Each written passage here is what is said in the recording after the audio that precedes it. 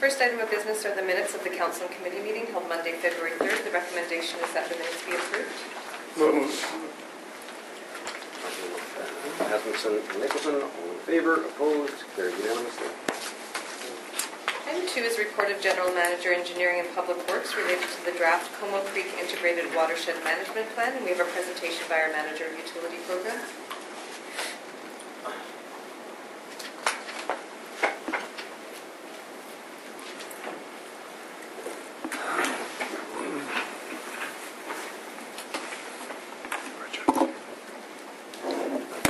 Before the presentation or after? No. Just after they finish. Good. After. Carry after. Good. Your Worship, we have a report on the table for you on the draft Como Creek Integrated Watershed Management Plan. This is the last of its kind of plans on the table, and we present it to you in a draft form so that if you have any comments or concerns, then we can discuss it and share it before we would finalize the plan. Melanie Burton, our project coordinator, has prepared a 5-minute presentation to highlight some of the issues and recommendations of the subject report by Kerwood Lidl consultants. But before she would start the presentation, let me mention that this project area includes the Rochester Park area, and the report has a recommendation for daylighting that particular creek section. And I just want to assure you that the parks and the engineering departments have been working together to make sure that the park planning process will be concluded before the engineering forces move in and carry out the engineering work as recommended in the KWL report. So there is going to be no conflict, and we make sure that both the parks and the engineering environmental related interests will be taken care of. And as such, the construction of this daylighting project is scheduled only for next year, for 2015. So with that, Melanie can proceed with the presentation. Right, good afternoon. As mentioned, I've got a brief presentation for you with some highlights from the draft Como Creek Integrated Watershed Management Plan. So why do we do watershed management plans? First off, they are a requirement or a commitment to the province under the Liquid Waste Management Plan through Metro Vancouver. And that commitment says that all urban watersheds will have integrated watershed management plans completed by the end of 2014. Urban watersheds are those that are more than 20% developed, and Coquitlam has 10 of those. What's fantastic is that we're the only one in the Lower Mainland on track to meet that deadline. So these plans are a multidisciplinary integrated approach, and they try and balance land development, engineering, and environmental objectives. They also take a holistic approach to try and balance the inevitable impacts we see in one area of a watershed with gains in another to try and provide a net environmental benefit. And lastly, taking a proactive versus a reactive approach to land development is more cost-effective and efficient for us. So the Como Creek watershed itself, it's 864 hectares. It's located in southwest Coquitlam, and it drains south to the Fraser River. It is completely built out. We've got mainly residential land use in the uplands and commercial industrial in the lowlands. It hosts Como Lake as well as 5 fish-bearing creeks. We've got Como, Booth, McDonald, Mill, and Popeye creeks. And we did do a stormwater management plan for this watershed in 2002, which established a high-level vision and some objectives. But this 2014 updated plan takes a much more practical approach to recommend implementable and feasible projects. It includes a comprehensive environmental assessment, as well as a capacity analysis for our storm sewer system, and that'll bring it up to date with our current standards for watershed plans. The plan itself was prepared by a multidisciplinary consulting team from Kerwood Lidl, as well as the city's interdepartmental committee and external consultation. We did take the strategies from this draft plan to the public in an open house, which was a joint open house with the Maillardville Neighbourhood Plan on June 27th of 2013.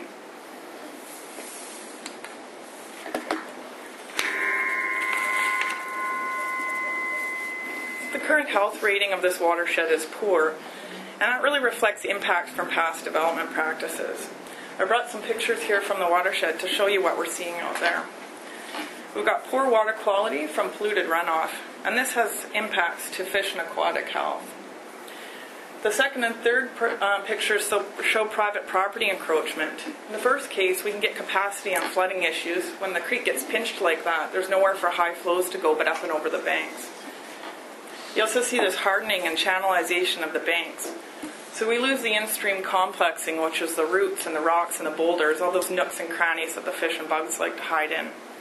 As well, when you lose that riparian vegetation, all the food and nutrients from the leaf litter that used to fall into the stream is lost as well. Moving down to the bottom, you can see we have some fairly large bank failures and erosion sites. These can cause a risk to private property for our residents at the top of the banks. It also leads to increased maintenance and capacity issues when that sediment moves downstream and then plugs up our culverts.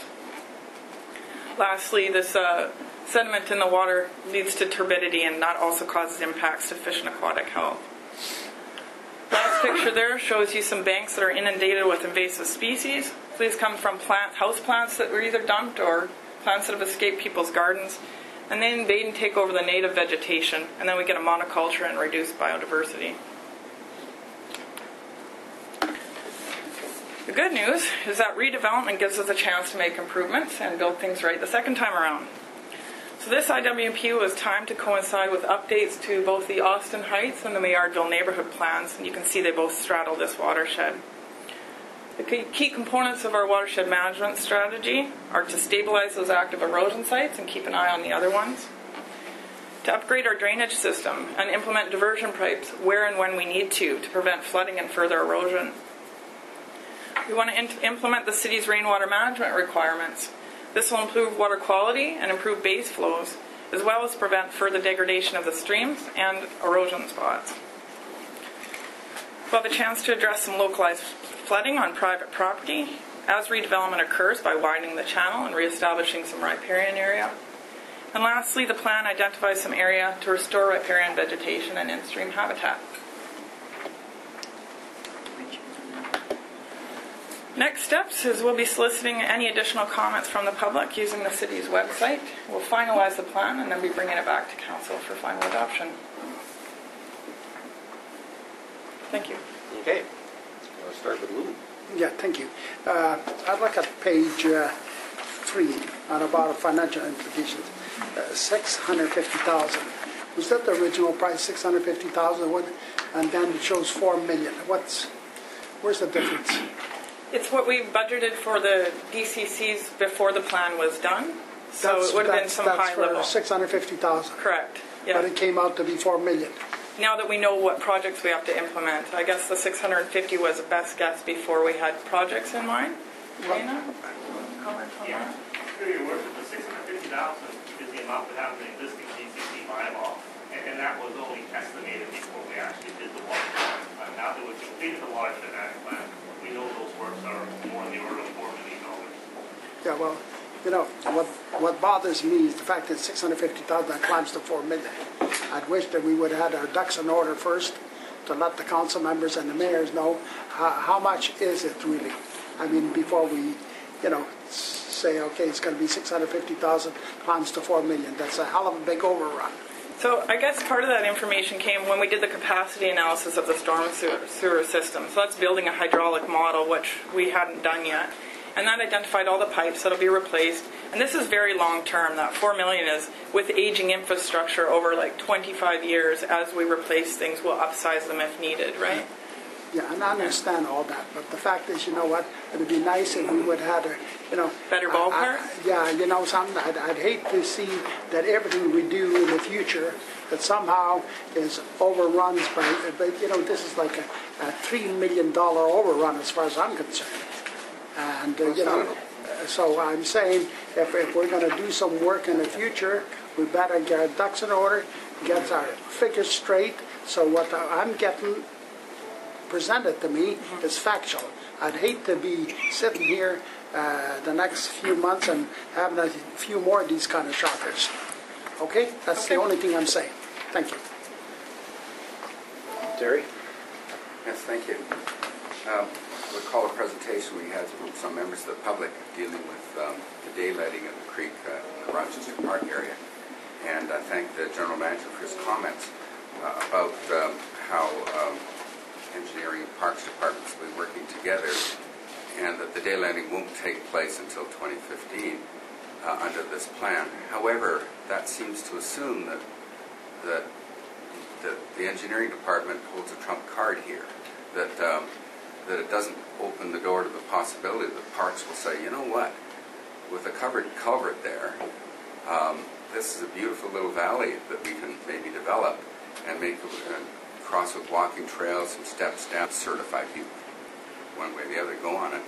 And my fear, and I think the fear that was expressed by the members of the public that came to committee last year, was that with a stream going through the middle of that, daylighted, and with the legislated setbacks from that stream, there will be no possibility of public usage down there. So does one department or the other hold a trump card here? I'll take it first, and then I asked Joseph to highlight this. No department holds a trump card. Through your worship, I don't see this as any of the two departments would hold a trump card here. The engineering department is very flexible to make sure that whatever is in the best interest of both the neighborhood and the environment or the population of Coquitlam will be carried out. Now, should there be a conflicting potential for the outcome of this process, what we'll do is we'll come back to council outlining the pros and cons of the options with our recommendations, and then we'll follow through. In other words, if the majority of the residents and the Parks Department will feel that it's absolutely necessary to maintain a section of that creek enclosed, and it comes with certain identifiable benefits, then we will outline this to council, as well as we will outline that from the environmental perspective what may be the drawbacks. But by no means the engineering department will roll over other objectives. Okay. So there would also be a third possibility that I don't know if it's possible, though, and that would be to have a daylighted stream and a trail network down there. But I'm not sure if it's big enough. The valley floor there is large enough to have that. But that's something that could be explored as well. And I've knocked on some doors in the neighborhood over the weekend to see what they were thinking out there, and that was kind of the number one thing. It's, yeah, you don't have a beautiful stream there, but we still want to be able to go down there. The kids go down there all the time, and if it's made into if it's developed as a park in an area of the city that we know badly needs more park space, then there'll be less likelihood that we're going to see all the unauthorized dumping that goes on there too, because there's a lot of trash that's been thrown down the embankments there, shopping carts, all sorts of stuff like that, tires, things like that. There's all sorts of staff members that are putting their hands up and want to talk here. Yeah. I was just, maybe I could just sort of like give another bit of an opening and then turn it over to Raul. When I saw this report, I simply knew this question was going to come up, so I asked Very astute sometimes. I try to. Sometimes no. I asked Joseph to highlight it because this is a general plan. The specifics override the general. And so when we get to the specific plan, we have to zero in on the specifics that you're talking about. There has to be a specific plan for that park, and all these issues will be brought together at that time. And hopefully a very good compromise can be reached, which will have the support of everybody. If it does not have the support of everybody, there will be a number of approaches. There will be a specific report. We'll bring that back to you, and you will have the pleasure of choosing. Yeah. That's from my perspective. I'd like to make a comment. It's important to understand that the comments from Mr. Drzegi and the city manager actually are reflective of quite a number of discussions we've had internally around, the overall management and development and the future of Rochester Park. That's really what we're talking about. It's not about an engineering issue, a watershed-driven initiative that's driving the design and the future of the park. It's actually, we're collectively looking at all of these things together. And I can assure you the discussions we've had are exactly around what would occur. We don't feel there's actually very much impact at all in terms of environmental areas that are currently developable. In fact, there's a lot of areas around the creek that are already undevelopable. These are the ones that would be affected by the environmental enhancement. Environmental enhancement has some value. It doesn't trump park use, but the areas that are currently being looked at for the daylighting, for the most part, are not going to impact usable areas. What we are doing is maximizing public benefits by looking at trails into this area. We're also looking at advancing the ultimate redevelopment of Rochester Park at the same time. We're really looking at this holistically, and we are trying to, both departments are looking at bringing the environmental enhancements together with the future development of Rochester Park and the improving the benefits of the ravine collectively. So I just want to assure you, it is all about both departments ensuring value. It'd be nice if everything could come together and that we could have some of each. I'm worried, though, that it is rather narrow at the bottom. At the top, 200 or 300 meters across. Anticipating this, You went a little further. We're just going to. Well, I actually have pictures here too. Okay, I'm just going to flip through 6 photos because it sort of shows this is the main trail down the middle of the park. The thing on the right is actually just a ridge. It's a pile of gravel because it used to be a gravel pit, and it just goes up, and we'll see that ridge later.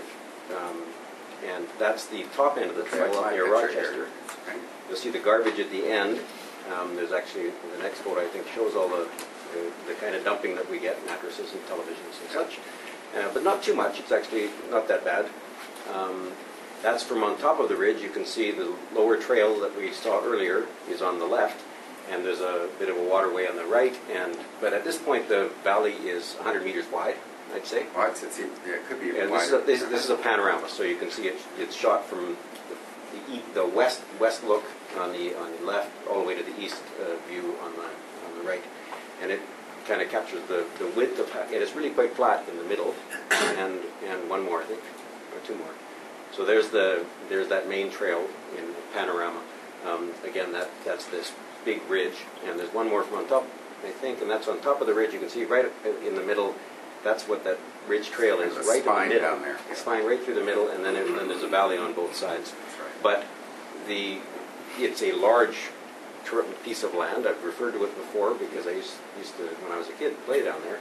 And this ridge is falling in right now because it's made of gravel and held on by some roots. And you can see a couple of the trees that are just clinging to the edge there. It's a bit of a... Thank you for that. I took some pictures as well, but didn't think to send them to the clerk. And saw the same sort of thing.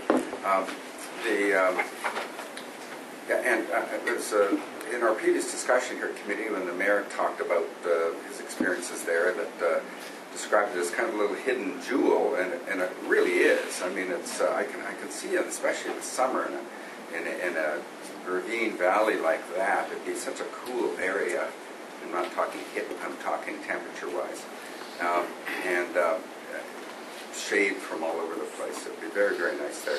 And I did notice, by the way, that, and I think this is worth noting, that there's not some engineering imperative to tear up that pipe or replace it right away, because Appendix C does have a map that seems to show that the pipe/culvert that's there is dark green, which means existing pipe, no upgrade needed.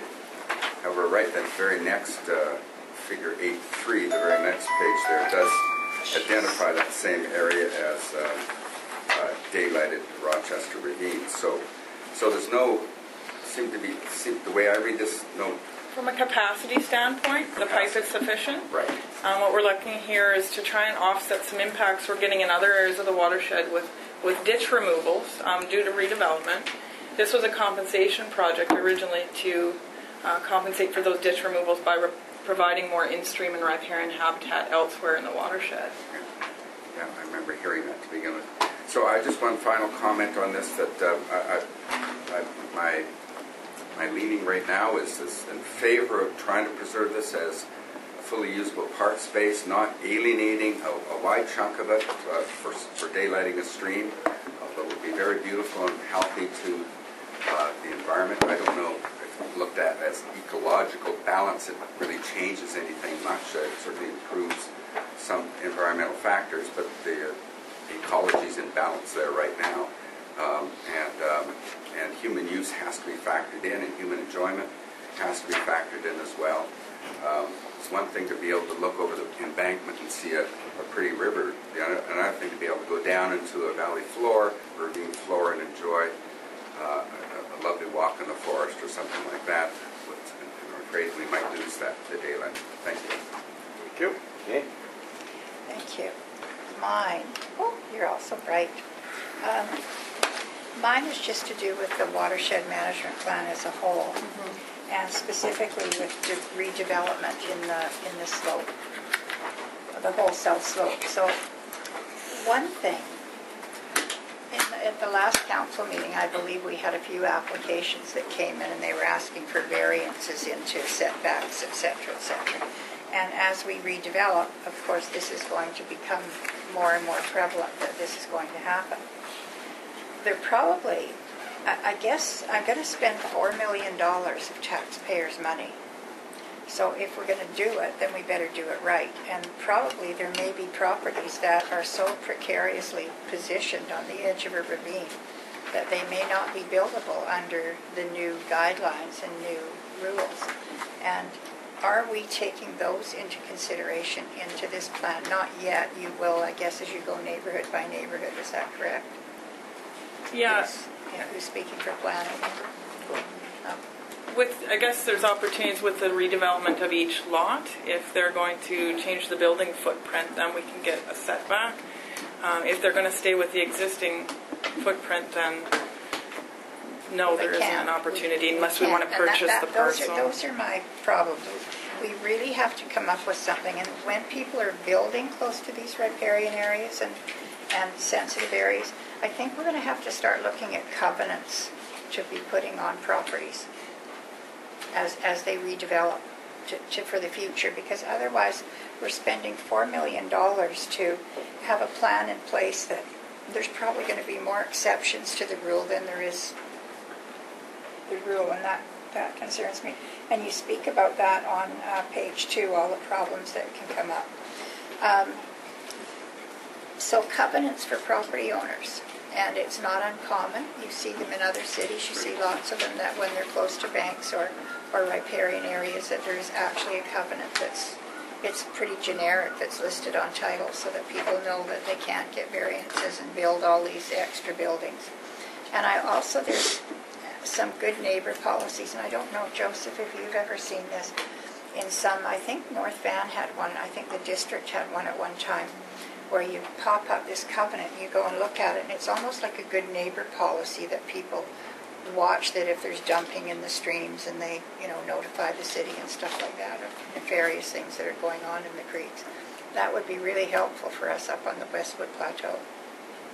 And I'm totally against, in the riparian areas and the streams that we're trying to protect, at having trails for off-leash dogs and people just to wander through. That's $4 million gone to waste too. If we're going to try and protect it, let's protect it. And the last thing, does any of this help us with Schoolhouse? Again, we had another drastic area down there all flooded with rain and storm drains and all that. Will any of this mitigation within the $4 million help us with the Schoolhouse problem? Yeah, a lot of those flooding issues were identified in that 2002 stormwater management plan that I mentioned, and we have fixed a lot of that lowland flooding. Not enough, obviously. The only pieces left are on private property. One of those pictures showed where the creek's been pinched. So we have to wait until that property redevelops, at which point we can widen the creek and get stream with traffic and all that, and the potential for it washing roads out. Then I think that we should be able to go in and do some mitigation there now. As far as I know, the only flooding left is localized, meaning the property who's causing the pinch point is the one being flooded out. But we'd have to, I guess I'd have to check with operations to monitor on whether that's got onto the roadways or left private property, but that's the last report I had. Okay, so I guess what I'm saying is if we're going to do a watershed management plan, let's do one and put the right things in place so that we don't have people rebuilding and everybody comes in for a development variance. I mean, give it up. Thank you. Okay, and that was next. Can you walk through initially we, of course, we're heading down a path of developing a draft plan. And in order to do that, we have to figure out kind of best guess what would that cost, what would the work cost. And we came up with $250,000. And then we develop a draft plan.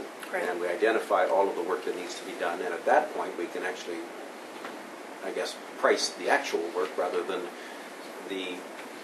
what other watersheds typically cost or something like that. Is that how it works? We have more details now is what's happened. So we're that $4 million, just to break that down. We've got our capacity analysis of the storm sewer system. And that looks at existing conditions, which pipes are flooding to the point of surcharging for more than 15 minutes. So we identify all the pipes in the entire storm system. And then we phase out replacements for those that we time with either redevelopment or aging infrastructure. So we're not going to go in and just pull the pipe out and replace it now. As it ages, as it comes time to replace it, we'll put in a bigger pipe if it's necessary. So that's like a 25 to 50 year vision to spend that $4 million over. The other replacements are for those pinch points that I said. There was 3 identified, 3 on Booth Creek. So that'll include the cost of replacing the culvert and widening the channel. And the other cost came from the 2 high-risk erosion sites, one of which we're fixing this year. Those are fairly substantial to go in and stabilize the banks. So that's what's all included with the $4 million. Any of the riparian and in-stream enhancements have been left out of this cost. We look at those more as compensation opportunities with developer or where the city needs to. We can also get money from grants and other projects to do those. We've also left out the diversion pipes. Again, those we hope to implement only if necessary. If we're still seeing a lot of erosion in the creeks after we've done our rainwater management, after we've done other mitigative measures, we can go in and put in pipes to oversize and divert those peak flows around. However, those 2 would be done with aging infrastructure. We're not just going to go in and replace them today. So. And Dana wanted to add. Yes, the $650,000 was my wild guess before we had a watershed management plan. I just wanted to put a placeholder into the DCC bylaw so that we have a reasonable rate that we charge under the bylaw rather than put 0 in there without knowing what the plan is. No, I appreciate that. We, at the time, obviously didn't know what the work that was going to be involved, and you had to guess. But that was also pre-watershed management planning, so nobody really had an idea of what was involved, I think, with trying to mitigate development and trying to build things better. We do have watersheds plans, all drafts completed now for all of our watersheds, so we do have those bit more firmer numbers rather than just estimates. Okay. There, Nelson Creek. Well, this isn't. But you look at some of those creeks where 40 years ago or 30 years ago people were building those walls. Do we have any recourse against those landowners now? Because the ones I'm familiar with are along Nelson Creek, and we just had a failure at Nelson Creek and Thomas Avenue, the west end of Thomas. So what recourse? Yeah, what recourse do we have? The high-risk erosion sites for both Nelson, all 5 of those have been addressed, and there's 2 for Como, and those we'll be able to do. What we do is go and work with private property owners to make them aware that they have a riparian area in their yard, to try and get them to do some work with removal of hard surfaces, to teach them about what's proper planting, and how to care for the creek, because a lot of it is just education, right? Short of going in there and buying the land to get it out, that's what steps we have to do right now. Okay, so even unpermitted gazebos and such, there's a gazebo that straddles Nelson, for example, unpermitted work, we're kind of stuck with a piece of stuff that we're not doing. Yeah, that's right. Like I said, unless they redevelop and the building footprint changes so that we can get a setback, if they're just going to build and kind of be grandfathered under that old clause, then we have to look at different approaches and get creative. And that's why I'm thinking the better approach is to go engage people about what it means to take care of the piece of that creek that's in their backyard, right? And how if you move your gazebo 5 feet over and maybe put these plants instead of your concrete pathway, how you'll actually be helping to preserve that amenity in your backyard rather than destroy it, right? Okay. Sorry, back to Dana. The 650,000 was the DCC portion estimate, or It was a total. it was a total, but you put it in the DCC. You didn't put it as 1/3 in the DCC, as this one is. Yeah, the 650,000 is the existing DCC bylaw. Okay, and so the increase in the DCC bylaw will be several hundred thousand, and then there will be a bunch into the drainage. Yes. Okay. Thank you. Chris? One question, follow up on Richard's question. So if somebody builds a gazebo unauthorized and straddling a creek, we don't do anything about it? Right now, it's private property. And this is what I mean why development practices are changing. We've now realized allowing a creek to be private property is not in our best interest or theirs, right? So, but it'll be a slow change over time, right? But if they don't have a permit. If it were built today, we would go in and tell them to take it out. If it was a new site today, they wouldn't be able to come anywhere near the creek. It's because they're grandfathered, I guess, so to speak. They're protected. If they build on the same footprint, they're allowed to put that house exactly where they put it before if they rebuild. But a gazebo on a creek. It's still considered private property. That lot, and even going right across the creek, is their lot. Private property. We have no authority there. But in my old house, I wanted to build a shed, and my neighbor told me I couldn't build it close to the property line. So I had to come and find a proper setback and everything and build it properly. Otherwise, I was told the city would tell me to take it down. So how is that different from a gazebo straddling a creek? If it's a new structure, do you know how the RAR works for new building structures? Yeah, I would say that gazebo, it wouldn't be built under, a permit, a city permit, but there's still provincial legislation for preparing area regulations and setbacks that the province could enforce.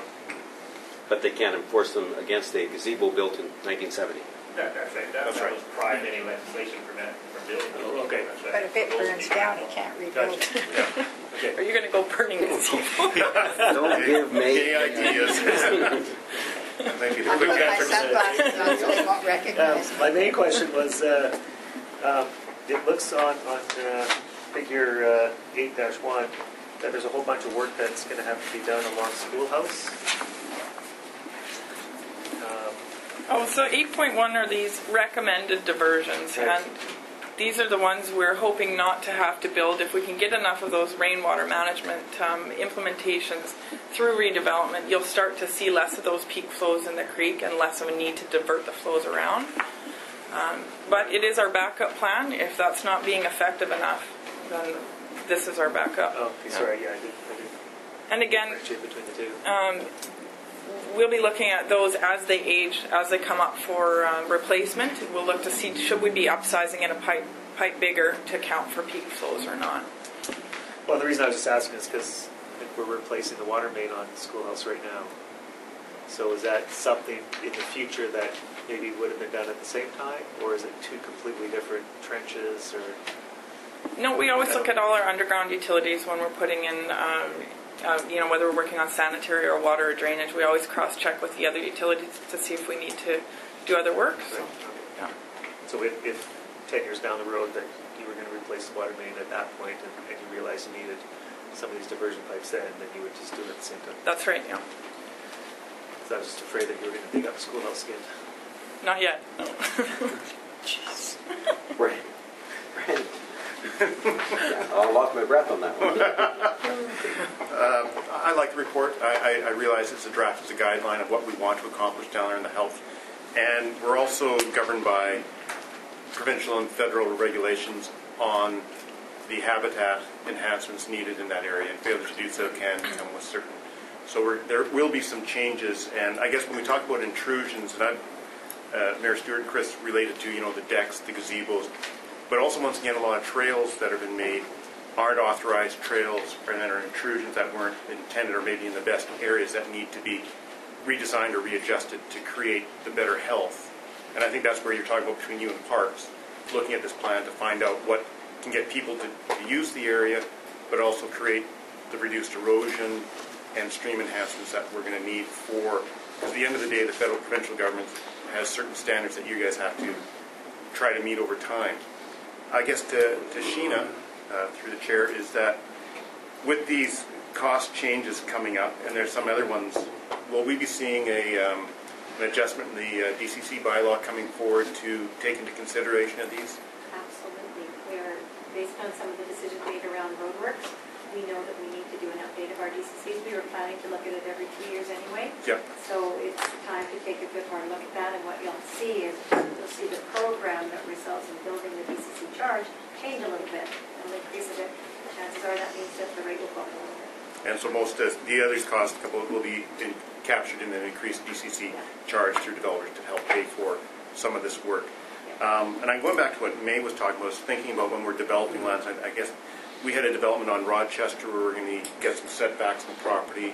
They had some variances, some densities there, and council turned it down, and we lost the ability to get a wider setback in through there. So I think, when we're looking at getting these things, I think we have to be a little more flexible and to achieve those goals of getting those setbacks along with the people developing them and not lose those. I think that's what May was trying to get at. I hope was trying to get at, how we can be more working with the property owners in there to achieve the setbacks that we want and maintaining their values and stuff that they need out of the land when it comes through, so we can get a win-win situation. And that was just that one development off Rochester that came through. We're going to daylight, we're going to open up, increase the channel, and we didn't get it west of Blue Mountain there.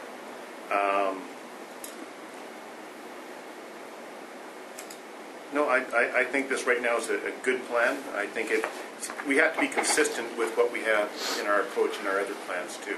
And I think that's what you're facing here, is you're trying to be as consistent as possible across the board with all our watershed management plans. Thank you. Bonita.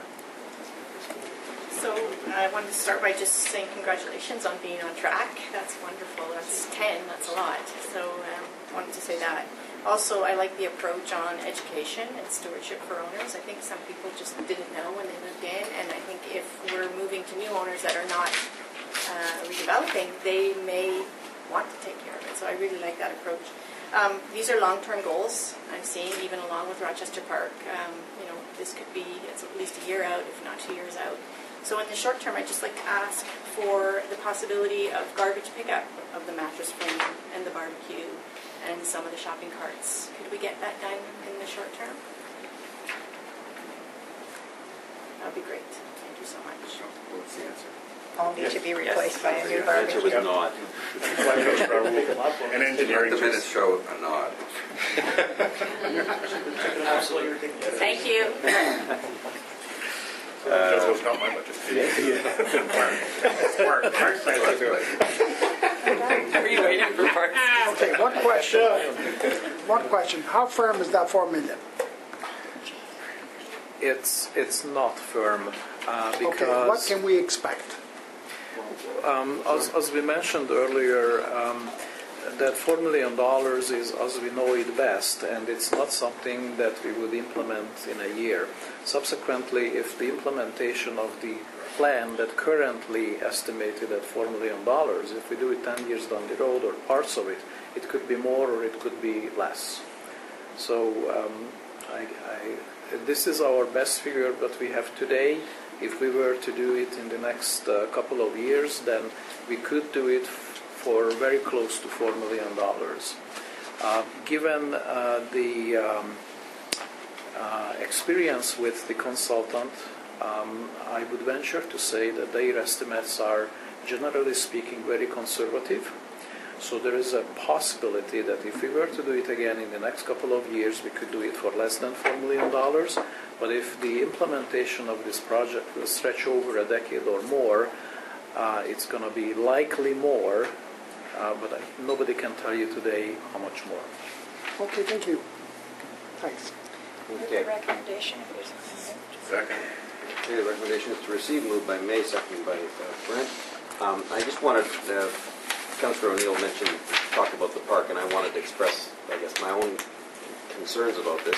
We have one park in that part of Coquitlam, from Brunette to Austin, from Blue Mountain to Laurentian, to Mundy. We have one park. It's Rochester Park. It's never been used as a park. It's got a corner of it's used as a pool, and a corner of it's used as a field for Millard Middle. The rest of it's just this undeveloped piece of ravine, and with a lot of flat In Malargo, we have lots of ravines, but they're not usable in any way. Nelson can't be used. Popeye can't be used. They're not that kind of land. This one has some usable parkland. It is the only piece in Malargo that we have. So I want us to make sure that we explore its options, not from the point of view of not just creating another ravine that's got a daylighted stream, but also finding out how we can make the best use of it in some of the aspects of open space that we don't have in Malargo. In that 2 square miles, really, of Malargo, 2 square kilometers of Malargo, where there's not a single park of any use at all, other than what I just described. On the other side of Blue Mountain, there's one park. It's Burns Park, and then you're all the way to North Road before you get to another park in that little playground at Lower Malargo. So this is really, I think it's really important that we contemplate this piece as a really public space, to the extent we can. Now I'll speak. Now You me. brought it up. You closed down my outdoor pool. Well, Other cities I are- didn't. It leaked. But anyway. You could patch it, stick your finger in it or something. Other cities are building outdoor pool, contrary to the pool report that we had that they're passé and nobody's building them anymore. Other cities are building outdoor pools, and that was the only pool down there. And it was a place, whether, when you have a whole bunch of little kids and you can't afford to take them all on the buses, that if you can see one every hour, it's just too expensive. We need to do something down there. And, if we could have kept that pool open, and don't anybody tell me that a water park is as good as a pool, because it's really hard to swim in a water park. And the kids that are tots now these days, they need to know how to swim. We're a coastal community and we're not doing our job. So thank you very much. Anybody else on this? The motion is to receive. All in favor? Opposed? Carried unanimously.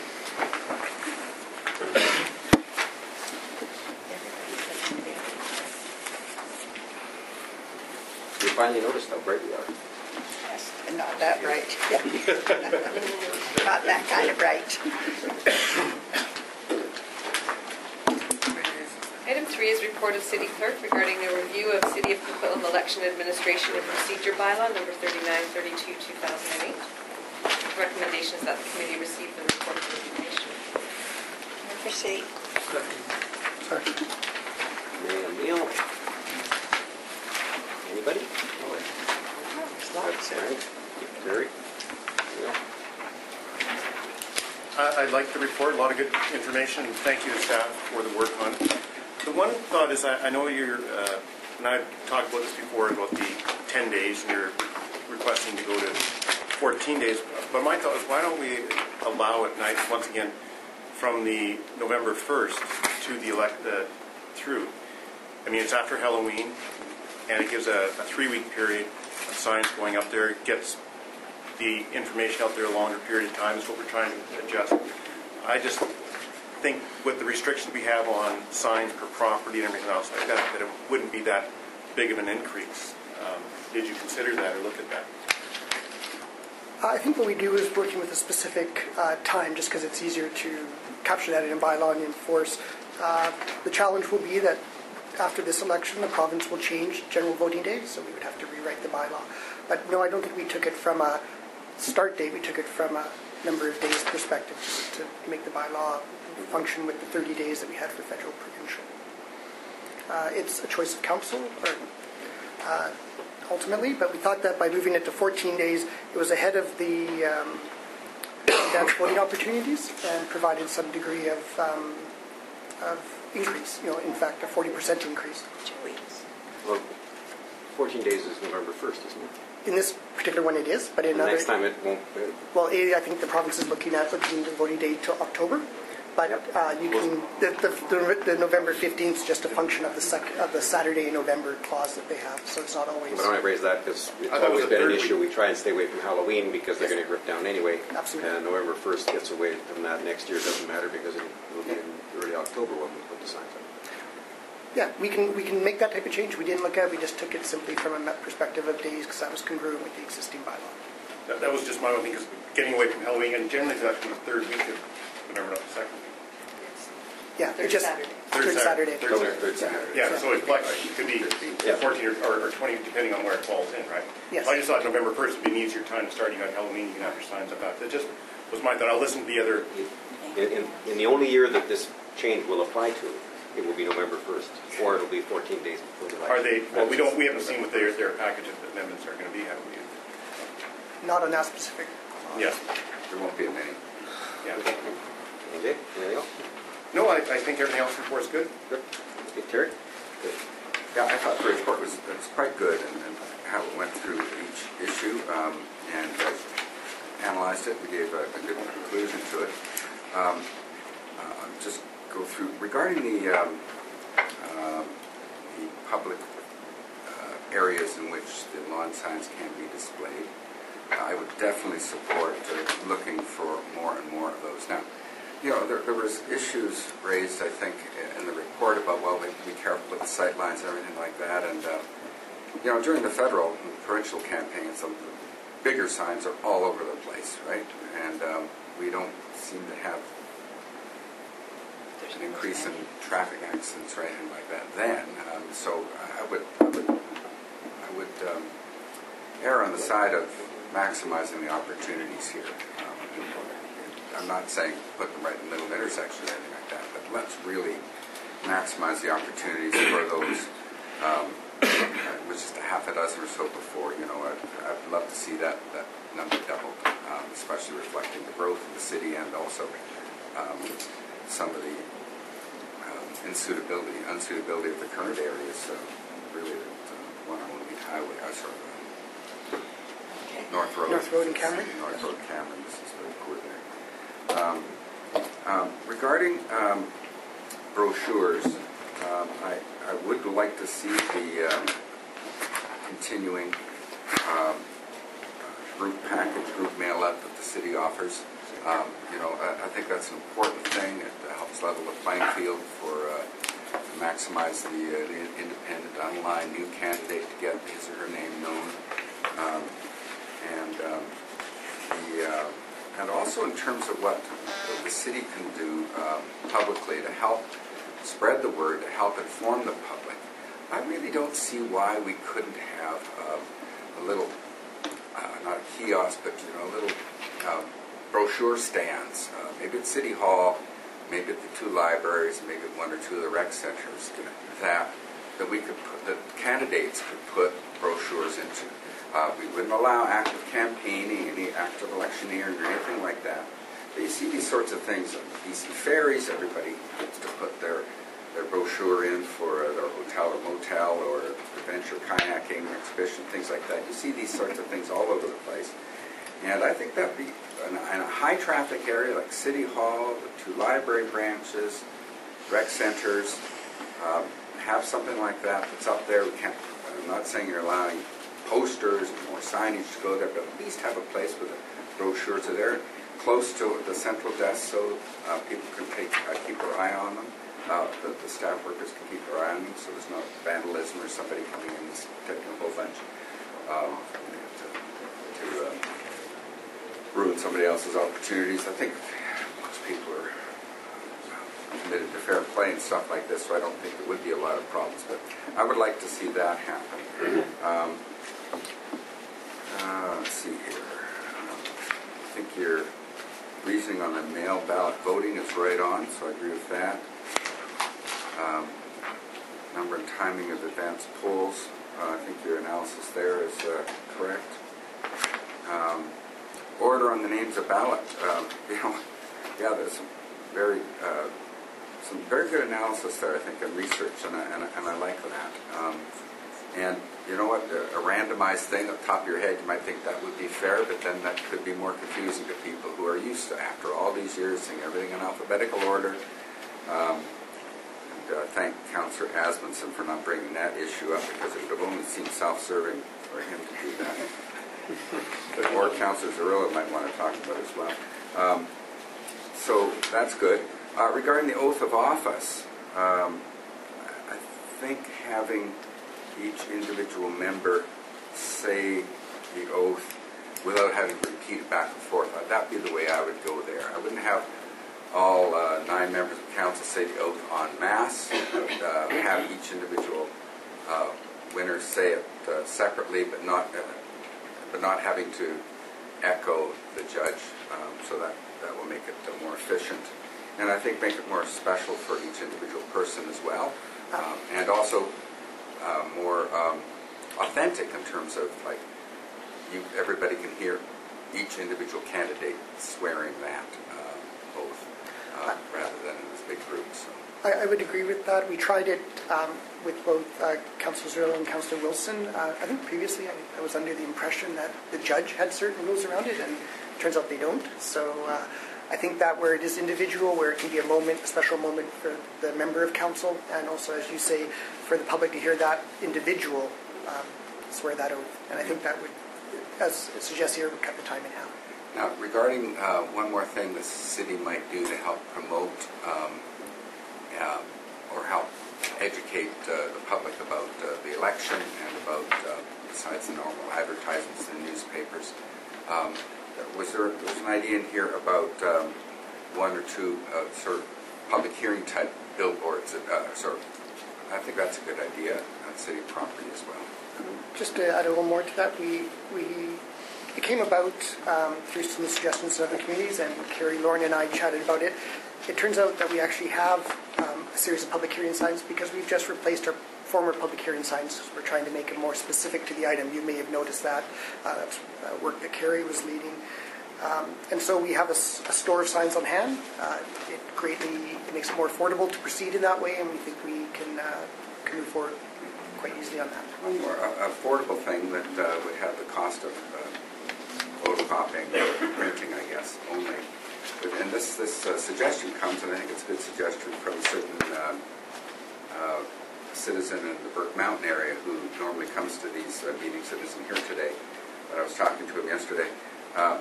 And that would be in the package of brochures, if the package does get sent out. That there's also one extra sheet of paper where the city lists every candidate and one point of contact information of their choice: phone number, email address, or website. So that would give an opportunity for those candidates who can't afford the several $1,000s to print a brochure off and have it in that package. So at least have their name and their email address, website, or telephone number listed. So the homeowner would get that package, would see, here are all the candidates, and in that package, and then would see from that package, compare that list of 25 to, oh, there's just 20 brochures though. Well, that's okay. Well, I now know who's got the brochures, and because I think there had been something said about people thought that if they didn't have a brochure in there, they weren't an official candidate, and this would deal with that objection. Absolutely, and we did note that in the brochure mail-out question.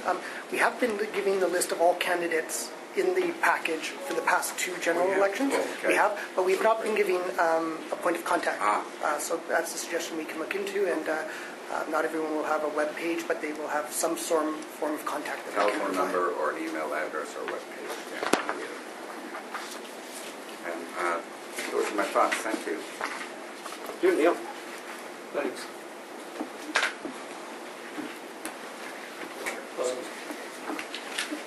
Well, I agree with Brent. I think I was looking at it saying, okay, 10 days to 14 days, but what's magic about 14 days? A larger number of days, I think, is better, not just in terms of candidates having the opportunity to put their names out there, but all the candidate signs going out play to the larger objective of having people aware that there's an election, hopefully engendering greater voter turnout. Understand the challenge with the province likely to change the dates, but perhaps we could simply say that signs can go up on the first day of the month in which the election is held. That's right, yeah. Then we wouldn't have to amend. The mail-out, I think it's a great idea. I ran for the first time before it existed. And chose a flyer company who I think may have used both Creek. Where the flyers went. They certainly didn't go to the houses. I think it's really important. You make the point that sometimes people may think that only those people in the package are people running and that there's a disadvantage to those who can't participate or don't participate, choose to spend their money in other ways. And I was thinking about maybe one way to level the playing field is for us to simply pick up the cost. So I was going to say, so what is the total cost of the mail out, and how does that compare to the budget that we use to try to increase voter turnout, to make people aware of the election? But I also noticed that in the report, you looked at what happens in a variety of municipalities. The last sentence in the paragraph says, in the majority of cases, the cost to promote candidate information in these alternative ways was borne by the municipality. So, a great many places simply pay for it. And I think we might consider that. Sure. I think the primary focus of that was providing space on the website as opposed to facilitating and paying for a candidate brochure mail-out. Because that's the primary way that many people are going now is with electronic communications. Although we have had other municipalities contact us to get information about the brochure package because it was seen as innovative, and we were an early adopter of that. Yeah, it was, and we get lots of compliments on it. I believe the average brochure mail-out is in the neighborhood of $2,000. I think it was a little over 1,819 per candidate. So 1,900. yeah, so I think if we were looking at a turnout of 20 candidates, it would be in the neighborhood of $40,000. Okay, well, I have something to say about the number of candidates too in a minute. The suggestion that perhaps we could have brochure racks in City Hall, rec centers, and so forth, I think that's a great idea, but it also, I think, provides us with another opportunity to cooperate with the school board. Perhaps they would put similar racks in the schools or where parents dropping off kids can see this kind of stuff, and presumably if we were going to do that, we would include school board candidates material in our location. So it's something that I think we might want to think about. In terms of numbers of candidates, have we ever considered candidate deposits as they do federally in provincial? I'll defer to Carrie and Lauren if I go off track. Not in my 6 years here. The one I'm primarily familiar with is Vancouver, which started that when they had candidates doing certain things that changed. Yeah, there was clowns running. There was people changing their names to fit proximity to other candidates' names, and I know that they started. That's primarily the only municipality that I know of doing it. I would say we've not actively considered it as far as. I think when the legislation changed, we did consider it briefly, but we felt that we didn't have enough of those type of candidates in Coquitlam, that it might be more of a disincentive for people to run when they were more serious about running, whereas in a place like Vancouver, they're using it as like Barbie doll is running. We don't tend to have those types of candidates running in Coquitlam, not often. Well, your memory's Or not not perhaps as long Not as now. mine is. And I assume by clown you were referring to their occupation and not to their political... I believe it was actually their legal name. Oh, clown. Yeah. And there was Rosie the Clown around in Something- Toronto a few years ago. There was some equivalent in Vancouver. It was actually Vicky Gamble.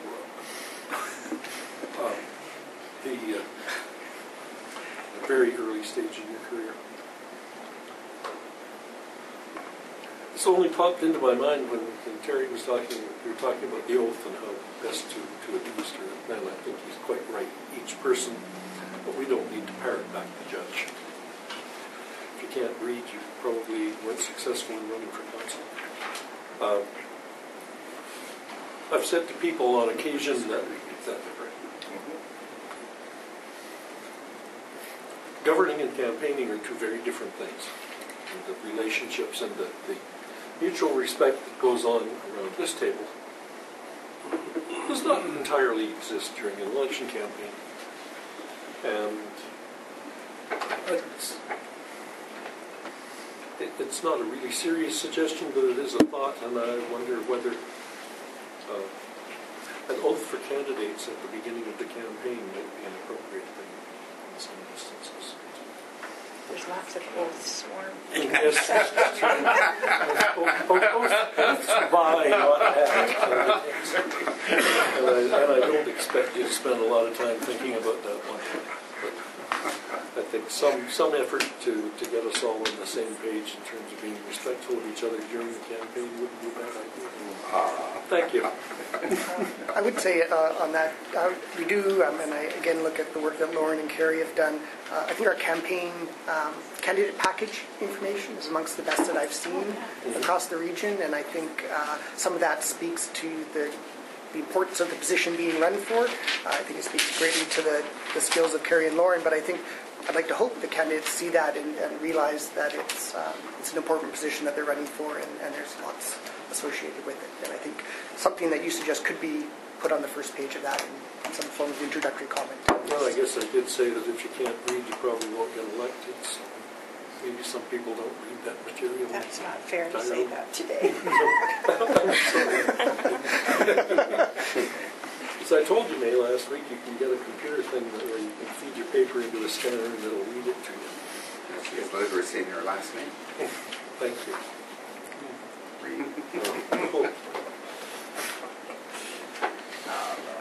Are you done? I am done. Chris. The idea of the package that candidates get, I just want to echo how great it is, and I was blown away by how comprehensive it was when I got it. In terms of the signs, I would favor a longer period. I think we have such a good sign bylaw, and it's so limited in terms of locations that allowing them to be up for 30 days, I don't think is a big imposition on the community. We do it for the provincial elections, we do it for the federal elections, and I know from just the experience of knocking on doors, it's almost like until those signs go up, people don't really know there's an election happening, they don't pay attention, they don't care. So if we allowed the signs to go up 30 days in advance, I think you might get people a little bit more engaged a little bit earlier, and at least from the candidate's point of view of knocking on doors, you might get a better engagement. So that might just be a selfish reason, but it also gives our volunteers more time to get the signs up and to coordinate it properly, because in 10 or 14 days, it's a big mad rush to get them up, and sometimes it's hard on volunteers. The idea of the larger signs in the areas where we allow large signs right now, I think is great. And I'd even volunteer to put them up. And then after the election's done, I'd put my Operation Red Bill signs over top of them, but because I'm going to put them up anyway, so I'd save the city some money, and I've got all the material as it is. And I found when I was campaigning in the by-election, people knew a lot more about the kids' sports sale that we put our signs up for, and then they knew that there was a by-election coming up. So that was a little bit of anecdotal.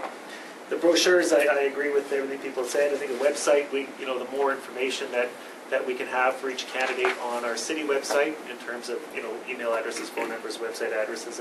I don't think that's political, but I think it just gives people a one-stop shop to get all the information that they need. So I think in that suggestion, having a list of candidates and contact information rather than brochure information attached. I think that on the city website. Yeah, I think that's good. Okay. Yeah. So those are the only comments I have. I just wanted to add from, it is interesting, the goal, and the report says it, is to facilitate voter turnout and voter participation. I think it's certainly what we want. It is interesting to see both Port Moody and Port Coquitlam have recently come in to be something closer to our place. And I think one of the things that we forget, and this is not an argument not to increase those things, we're clearly supportive of voter turnout, but the city has been such an innovator in that from early on that we don't see the bad side that some of those other communities. I think Port Moody talked enforcement fees in the thousands of dollars and time that it takes, and the distractions from being on the other side of the sign issue. So I just wanted to raise that as an observation, not an argument not to increase the sign area. Increase this, so So enforcement costs go up the longer the signs are up, even though we're limited as to where we can put them? Not just the length of time, but having specific locations and stuff like that. Oh, I totally agree with that. Yeah. I've put up signs for years, and I totally love our bylaw. And what we've seen in other places is the creativity of candidates, and now we have in Vancouver dogs wearing sweaters with candidates' names on them. And I assume that those types of things. That you, Nick? It was. As long as they're on leash. So when you say other cities are looking at...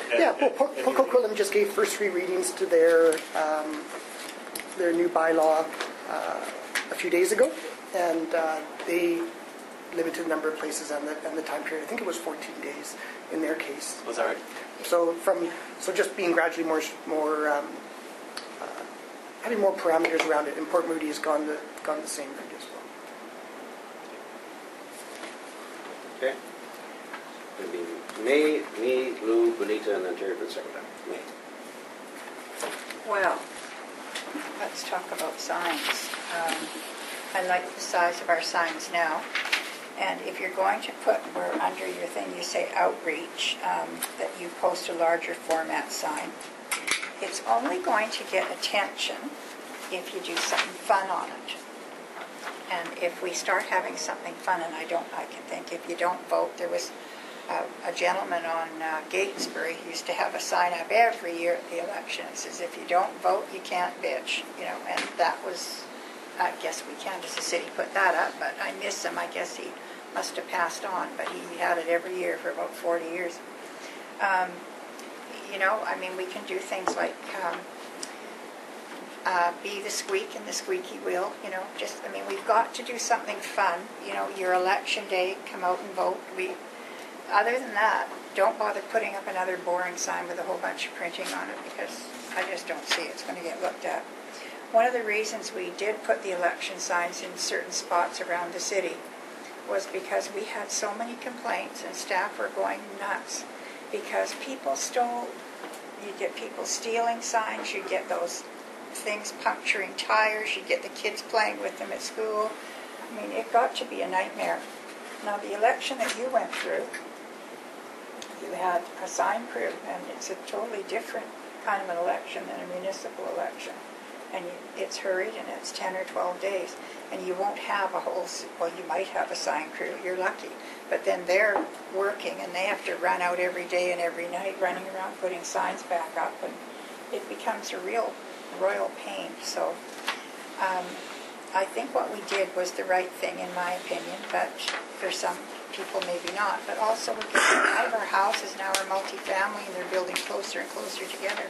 And it just starts to look really awful. We had a lot of people used to say how awful it looked during election time with all the signs, and the kids come along and pull the bags off, and they were all over the ground, and it just, Janice is there, she must remember all the complaints and people that just say how ugly this is. So signs to me are just a real royal pain.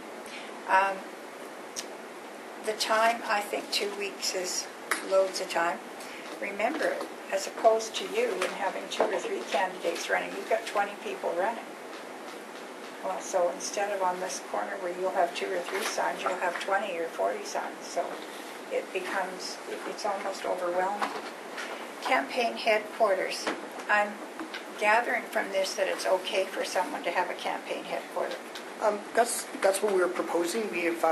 Yes, and I think we should be. You should be allowed if you choose to. If you don't, you don't. Well, and what has happened is we have been allowing them, and we've been doing it.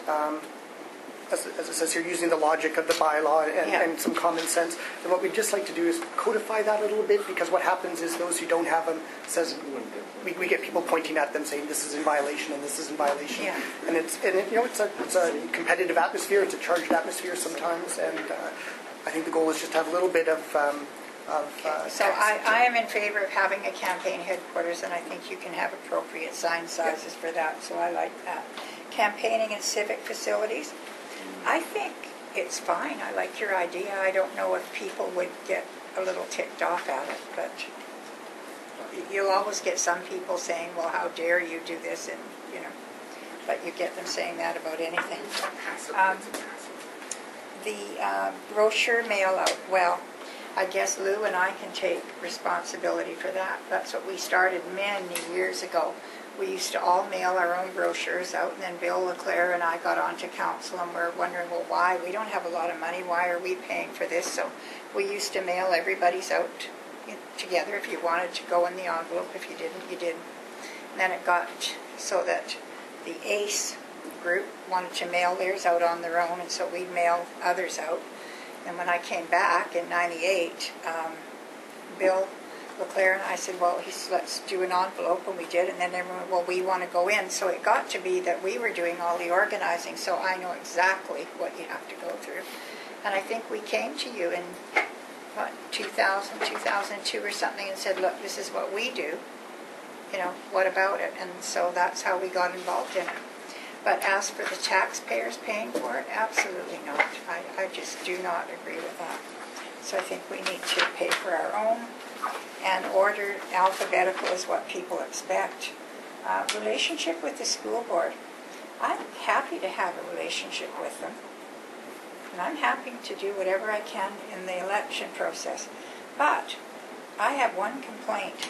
I have gone into so many of the gymnasiums, and even on the last by-election, you go in and there's a little old lady and a man, he was trying to push her wheelchair up. She didn't have to go to the door right at the school. She had to go in the door, down a huge hallway, around the corner, into a gym, and then not at the entrance to the gym, but the very far corner of the gym. So I'd like to talk to the school board about having the poles close to the access door for some folks. I mean, that was just unforgivable. The oath of office, I don't really care. And that's where I am. And I think Craig sent in something on his opinion, so I think you've got that. So all in all, I know what I want to say. Bus bench signs. Now, I get a lot of people asking me about that, realtors, because realtors use bus benches for a lot. And then they ask what the heck we're doing them for. And why are people having, their name out? You're saying you're treating it as advertising. And yet I remember having your car with your name on it, counselor, and that was a no-no, right? It didn't say counselor. Oh, it didn't? It didn't say counselor. Working for your community. Right? So working for your community, yeah. So I think we better have a little discussion whether that's okay or it's not. And if it is, then in some cities they have, when you're down in Pop Springs, La Quinta or something, even on their home cars they have little things they can put on and off that would say their name and, whose car it was. And then they park wherever the heck they want to, but... I think on that, one of the ways the bylaws worded is to avoid the election and re-elect terms, because many people who run for council often may have businesses in which they have their name on their car for their legitimate business purposes, and we didn't think that they should have to cover that after an election period because of our Okay, so those are my thoughts. I'm done. Thank you. Okay, I had the brochure racks. I think that's a good idea. I've had a campaign office in the last 2 elections, and in both we made the decision to actually welcome all the brochures of all the candidates. So we had 20 brochures and school board brochures, and anyone that wanted their brochure so people would actually come into the office and without any, they just wanted the brochures, they wanted to get them all, and they pick through them and get a better idea of who was running. If we could make that available in lots of places, I think that would be great, because I think it adds. Some people are going to go on the web, they're going to do that. Some people are just going to want the brochures, they want a paper, and they're going to go through them that way. And just for clarity's sake, we will look into what some of those options are, and but that would be something that they would be stocked and refilled by the candidates themselves, not the election team. Yeah, that's my idea. Yeah. It's problematic for a number of reasons. One is, for example, the schools. Some of those are polling places. So, okay, now you got to take them all out for that event. You got to go, comb the hallway to trying to find whether anyone's left them about. And we don't want litter in our community centers, and we don't want them suddenly appearing in all the stacks in the library. as though they accidentally got put down by, I can just imagine it is a competitive environment and some folks are really creative, and I appreciate that. And I think you've hit on one of the primary challenges is many of those places that we would put them are polling stations, and you have the 100-meter. So that's right. We'll have to take a look around that and see. Okay. It may be more limited than it first appears for the sort of logistical. Maybe the police station or something like that. Common signs, we actually printed up some that said vote today. And so they weren't subject to that. And we just blasted them on the election day. Because I guess everyone was trying to drive out people, make sure they understand that today's the day to vote. So it wasn't a message that was sponsored by anybody. It just said vote today. I think we ought to be doing some of that stuff, perhaps even the city having same polling place signs, but also vote today signs, or polling place 2 blocks this way, or some way to guide folks, because our polling places aren't necessarily on busy streets. Some of them are half a block off the busy street. And so actually directing people that polling place, vote today. We don't do vote today. I think maybe changing those signs. We do some directional stuff down at corners. The example I would use is Lee Elementary. We put the sign on Victoria, pointing up. Yeah. But I think those are good suggestions about facilitating access. Right? Even if to save someone going to a further polling station when there's one around the corner. Yeah. Now I believe that we were leading edge when we said we're going to restrict the sign locations. Port Coquitlam, which for a long time was the Wild West of signage. Last election they got 18.7 voter turnout. We got 21.7, and so we usually the smaller communities get better turnout. And yet, even with all the signage relaxation that they had there, that wasn't the issue. I don't know that signage, the proliferation of signage, does anything to improve voter turnout. I think we got to find that happy place, the balance between the proliferation that annoys everybody and too restrictive. At the same time, I don't know that the 6 locations do anything for me. We need to, if we're going to have those kinds of common locations, we need to have them spread out across the city and be as creative as possible in doing that. But I can't imagine anyone making a decision as to who to vote for as they drive by the corner of Glen and Johnson. Try and read 20 signs. Trying to read 20 signs. Oh wait, that guy put his 6 feet or 12 feet high on the end of the pole. That's even more creative. I think I'll vote for him. I would agree with many of those observations. I think on one side, increasing voter turnout, it's difficult to find local solutions. This is clearly a secular trend across all jurisdictions in North America, if not many other parts of the world. So, do you say a secular trend? Yes. Okay. Sorry, threw me off there, did. And I think those are some of the challenges that we face as a society rather than as a community. I do think the second part of that is we definitely have to start getting some additional locations in Northeast Coquitlam, not because it's necessarily more effective in getting vote out, but it's fair to that part of the community. And I think the challenges will be certain things such as are listed here, but also stuff like land economics. You just don't see those corners with ability to put 20 signs up in the newer parts of Coquitlam because the land prices are different than older Coquitlam where some of those things were built. So we did some good work. I think we have some spots identified, and we'll start moving out that way and maybe switch out Northwood and Cameron, which we identified as being problematic. I like your idea about the police station. Now, it could be you have been arrested. Compliments of Mayor Stewart. They'd all like to vote for him after that. Okay. Speaking as someone whose name starts with S, I think alphabetical is stupid, but it's the only way we can go. I recognize that. And there was one other. So I have a bit of resistance on the bus bench because it allows. I don't know. I just have a bit of resistance. I'm uncomfortable with it. The oath of office, I want it. The option at least to be able to read it out if I want to. If I want it read to me, if, for example, I just had surgery or something like that, and you want to read, and I'll echo it back, that's fine too. But I don't think we should be putting any restrictions on what can be done, but rather opening it up to lots of other options. I would suggest, and what I have heard from the table, is that the committee is comfortable with the current wording, and I think the procedure of how to say it doesn't require a change to the bylaw and is something that we can manage, and we would certainly facilitate anyone's needs at that time.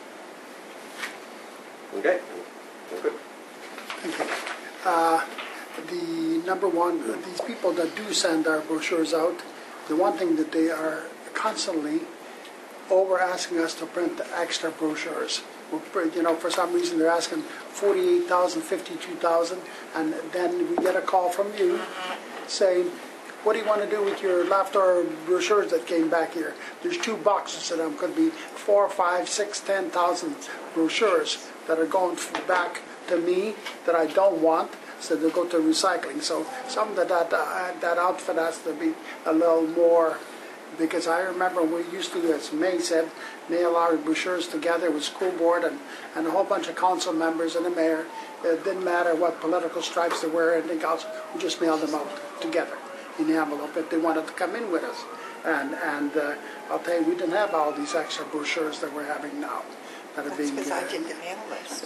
You know, and I think that 30 days should be good for signs, because number one, it's okay for somebody that's elected, but somebody that's a brand new candidate, I think they need more than 14 days or 10 days. When we say, you know, 14 days for putting out your signs or 10 days, quite often it's already, we've had 2 all candidates meetings before we can put up our signs. I don't think it's wrong. It is definitely wrong.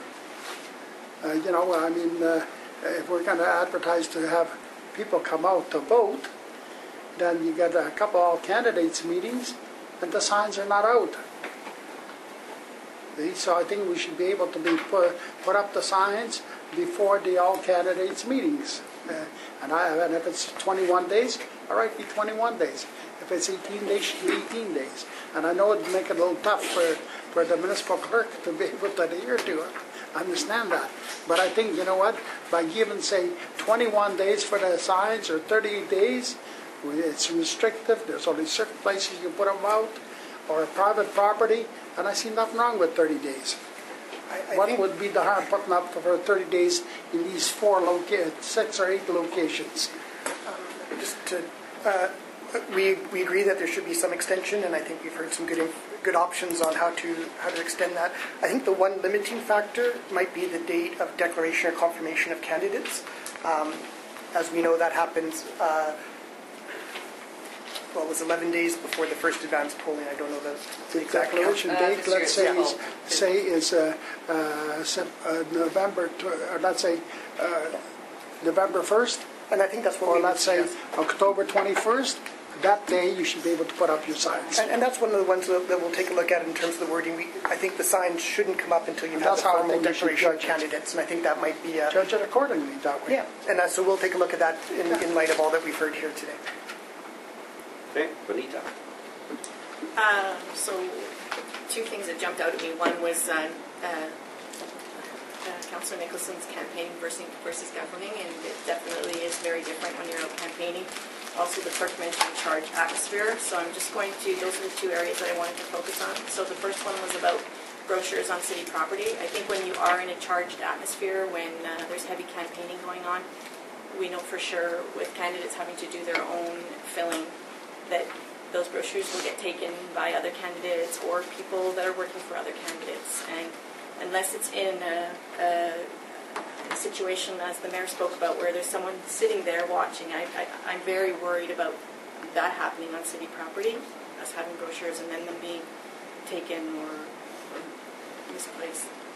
The other thing I wanted to mention was I would prefer not to have enticing people to go to our elementary schools or our middle schools, to have strangers in the school to pick up brochures, that sort of thing.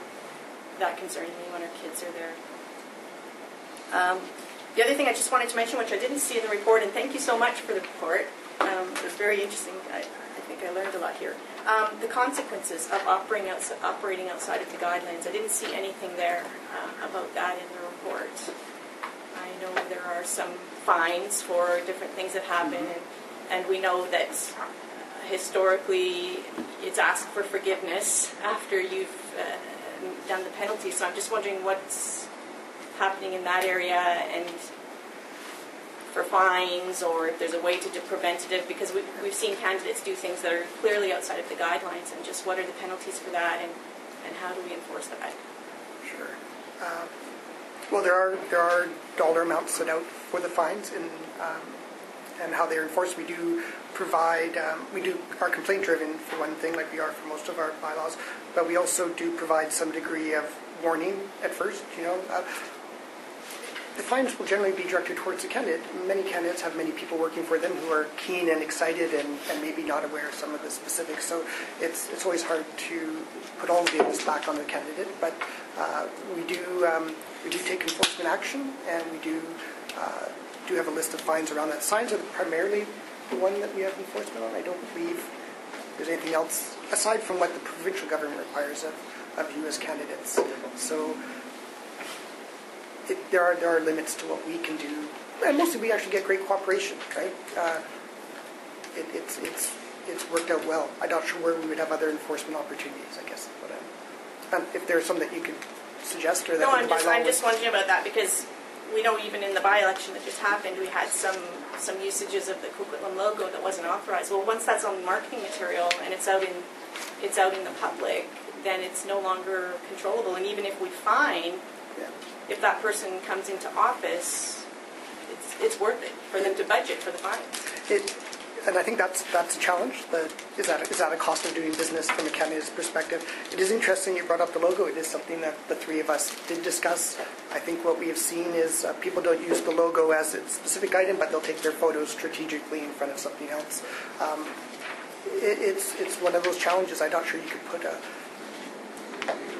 fine around it if the Coquitlam logo appears in the background. They're going to just say they took a photo in a public place. I don't know. You'd have many of the same arguments, but it's something that we'll take a look at. We did consider the logo question specifically, and I was starting to look at some of the other bylaws around that. And I know that the one that POCO just introduced the other day is almost exactly the same provision as we do.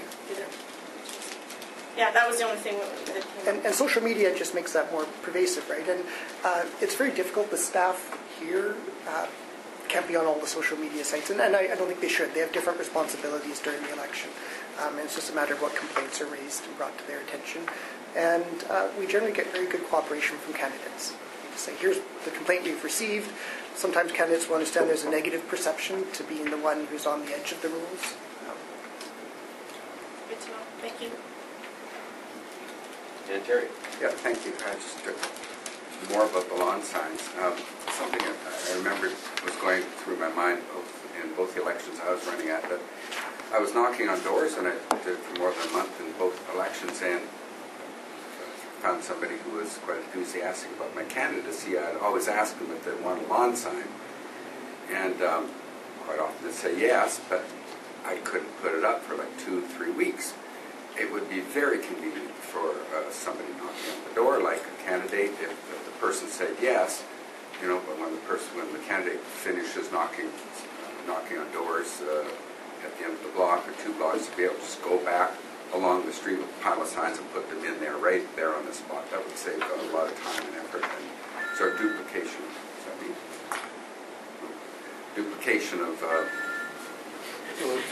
meals. So that was good, and like Councillor Sikora talked about the day that the candidates are certified. Yeah, I'd like to see it as early as possible to put up the signs like that. And I do agree with the observation the clerk made that there is a societal trend, both in the secular and religious spheres, for people to vote less, not to vote as often.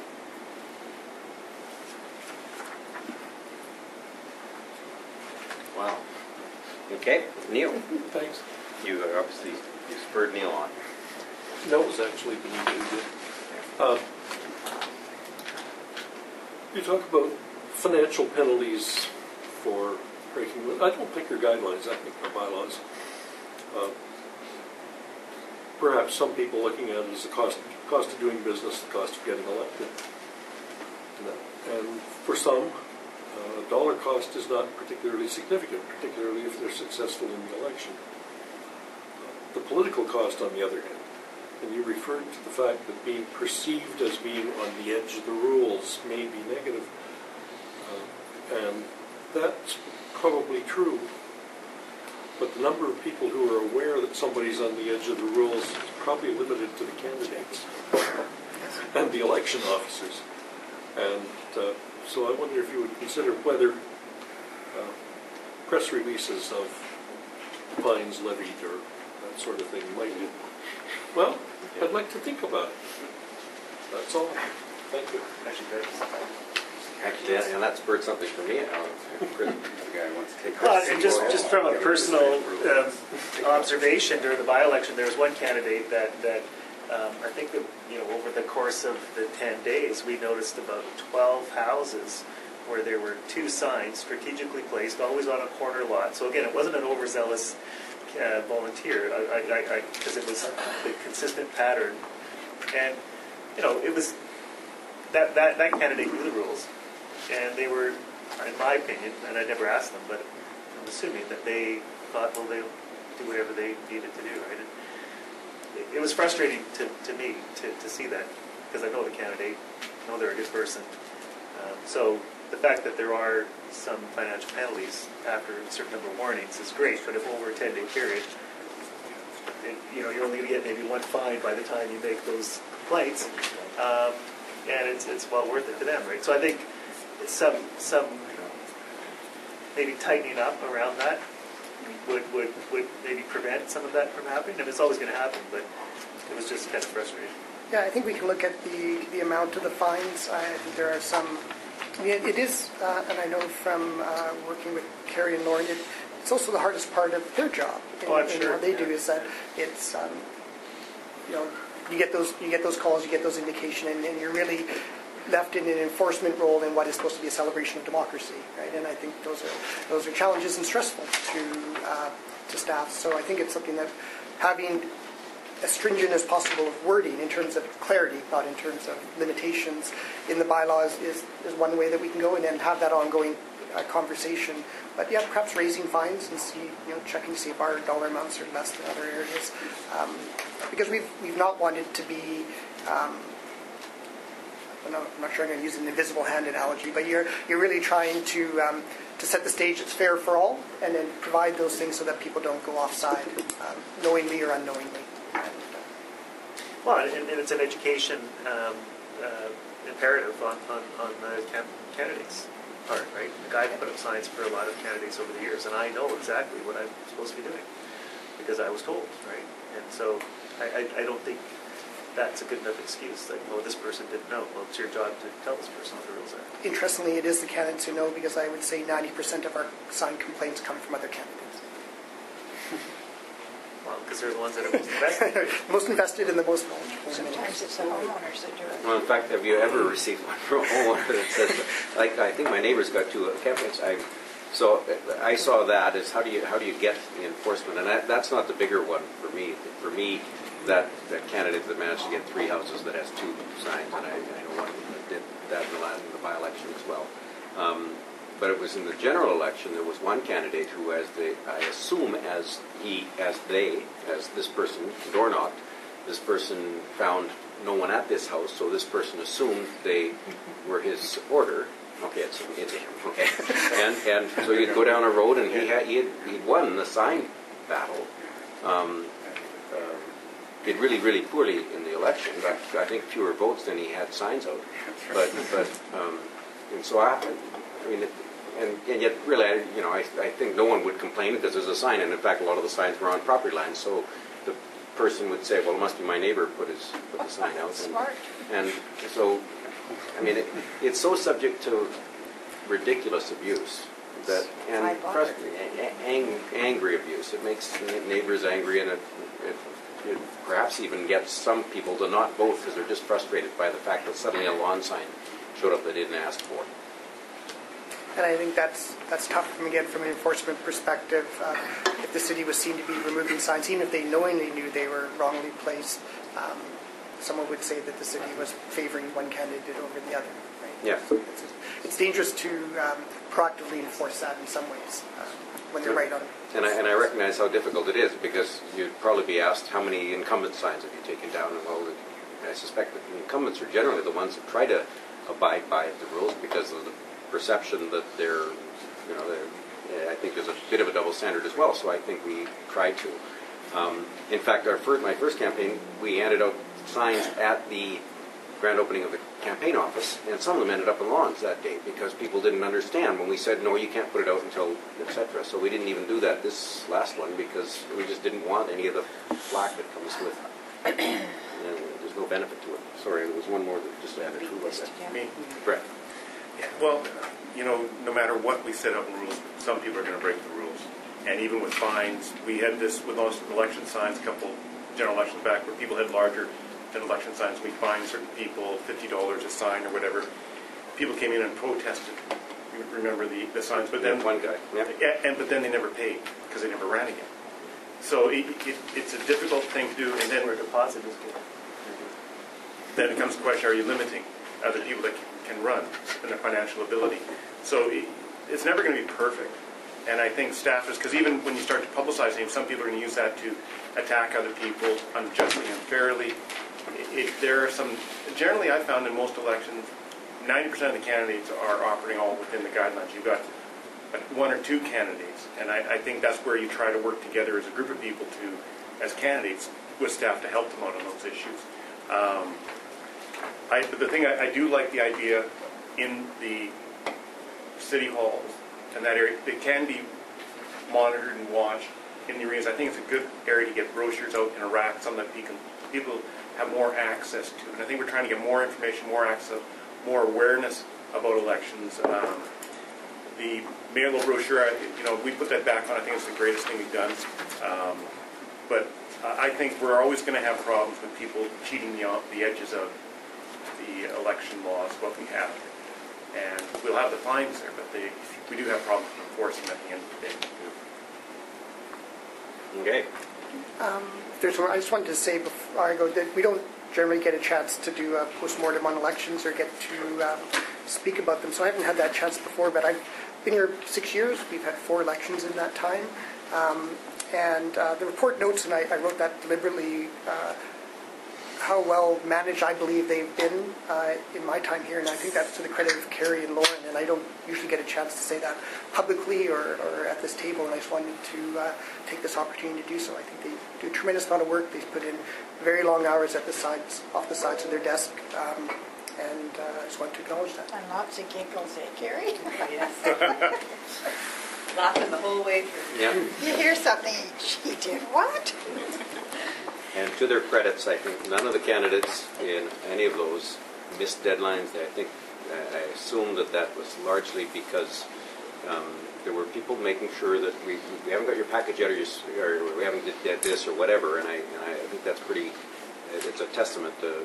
I think democracy works when the public knows, when good people step up to office, and when there's a process that is that folks can have confidence in. And I've never heard anything but confidence in our process here, so well done.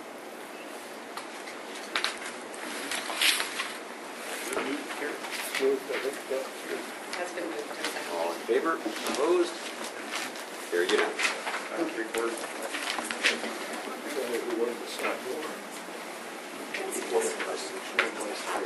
Yeah. They'll take direction.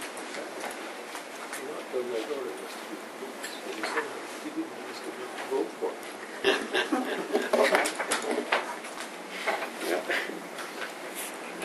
Nobody won that last Item 4 is report of Deputy City Manager related to the 2013 final trimester report. We have introductory comments from our Deputy City Manager and a presentation by our Deputy General Manager of Parks, Recreation and Culture Services. That's a long title. Thank you very much. Through the chair, yes, this is our final trimester report for 2013. It's been another very successful year for the city, and that's a testament to council's good work as well as the efforts of staff in terms of carrying out council's directions. Michelle Hunt, our former manager of corporate planning, was good enough to hold on to this portfolio to see the final trimester report through to its completion, although she's recently moved to a new position. So I just want to acknowledge Michelle for her efforts in that regard, as well as to acknowledge her for the good work that she's done on our trimester reporting. She's the one that's been largely responsible for building up our trimester reporting process over the last number of years, and I think putting some real accountability to the work that we do and providing information to the citizens about how we're doing as a city. So with that, I'm going to turn things over to Michelle, and she has a short presentation for committee. Thank you, John. Okay, yes, my manager of corporate planning hat is on again. So, whoops, am I working?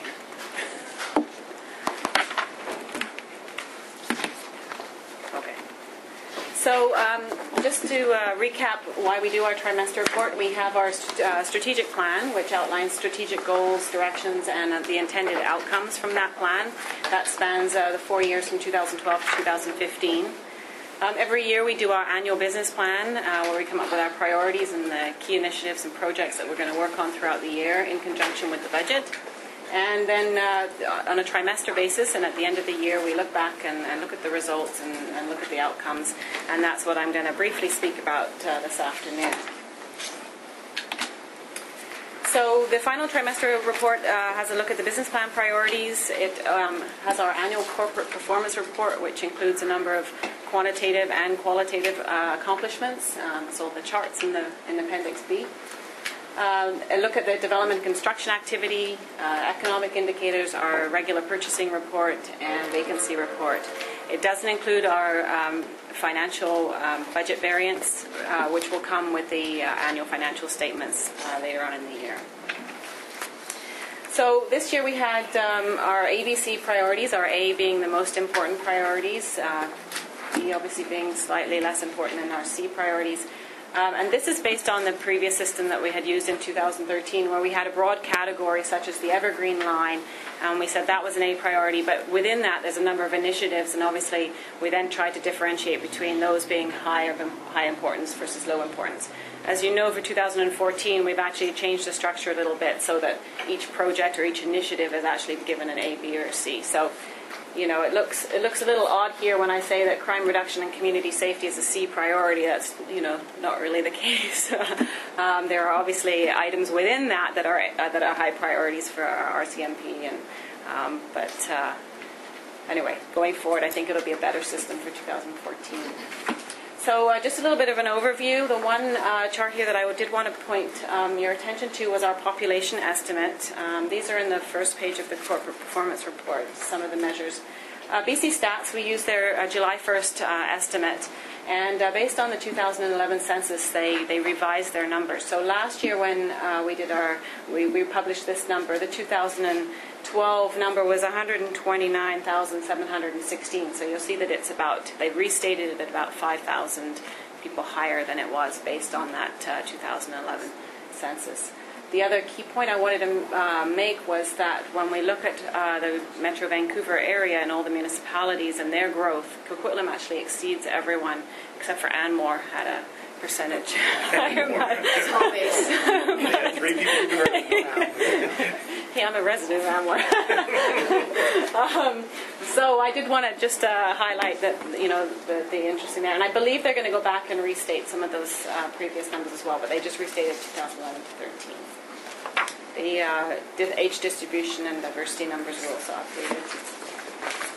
So I'm just going to run through some of the key accomplishments by strategic goal. The first strategic goal being strengthen neighborhoods. Obviously, Partington Creek was finished, and that was a huge amount of work for the city and for council. Went through a couple of iterations there in front of council, and I think probably about a year and a half's worth of work for Carl and his team and everybody else that contributed to that. A number of other key initiatives ongoing. Burke Mountain Fire Hall, the RCMP and their crime reduction strategy. And I just wanted to mention some of the heritage projects too around Booth Farm, the acquisition of that, and Riverview. So some key measures there. The one I really wanted to I'm going to highlight the quality of life that, 98% of our citizens feel they have a good or very good quality of life, which that's from Ipsos Reid, but I think that's an amazing measure that we should all be very proud of. The other one I was just going to mention was our traffic and road safety, and that 257 injury/fatal collisions is the lowest in the last 5 years. And so, obviously, the work that our CMP is doing, plus our traffic operations people and the work that they're doing on the roads to make them safer, is having an impact. And our crime rate is continuing to go down as well. Our second goal is around expanding local jobs, local prosperity. Just wanted to mention a couple of things here. Number one is all the sort of partnerships that Economic Development Office has been doing with the Tri-Cities Chamber of Commerce, as well as I know they held a session with the Ministry of Transportation and Infrastructure with businesses around the changes of Port Mann. But they've been really working hard with their partners. It was the first year of our intermunicipal business license program, and I'll speak about that in a second. And of course, we won our Open for Business award from the province. So here are the key measures, and again, each goal has a number between 8 and 9 measures. I'm just pulling out a couple of them.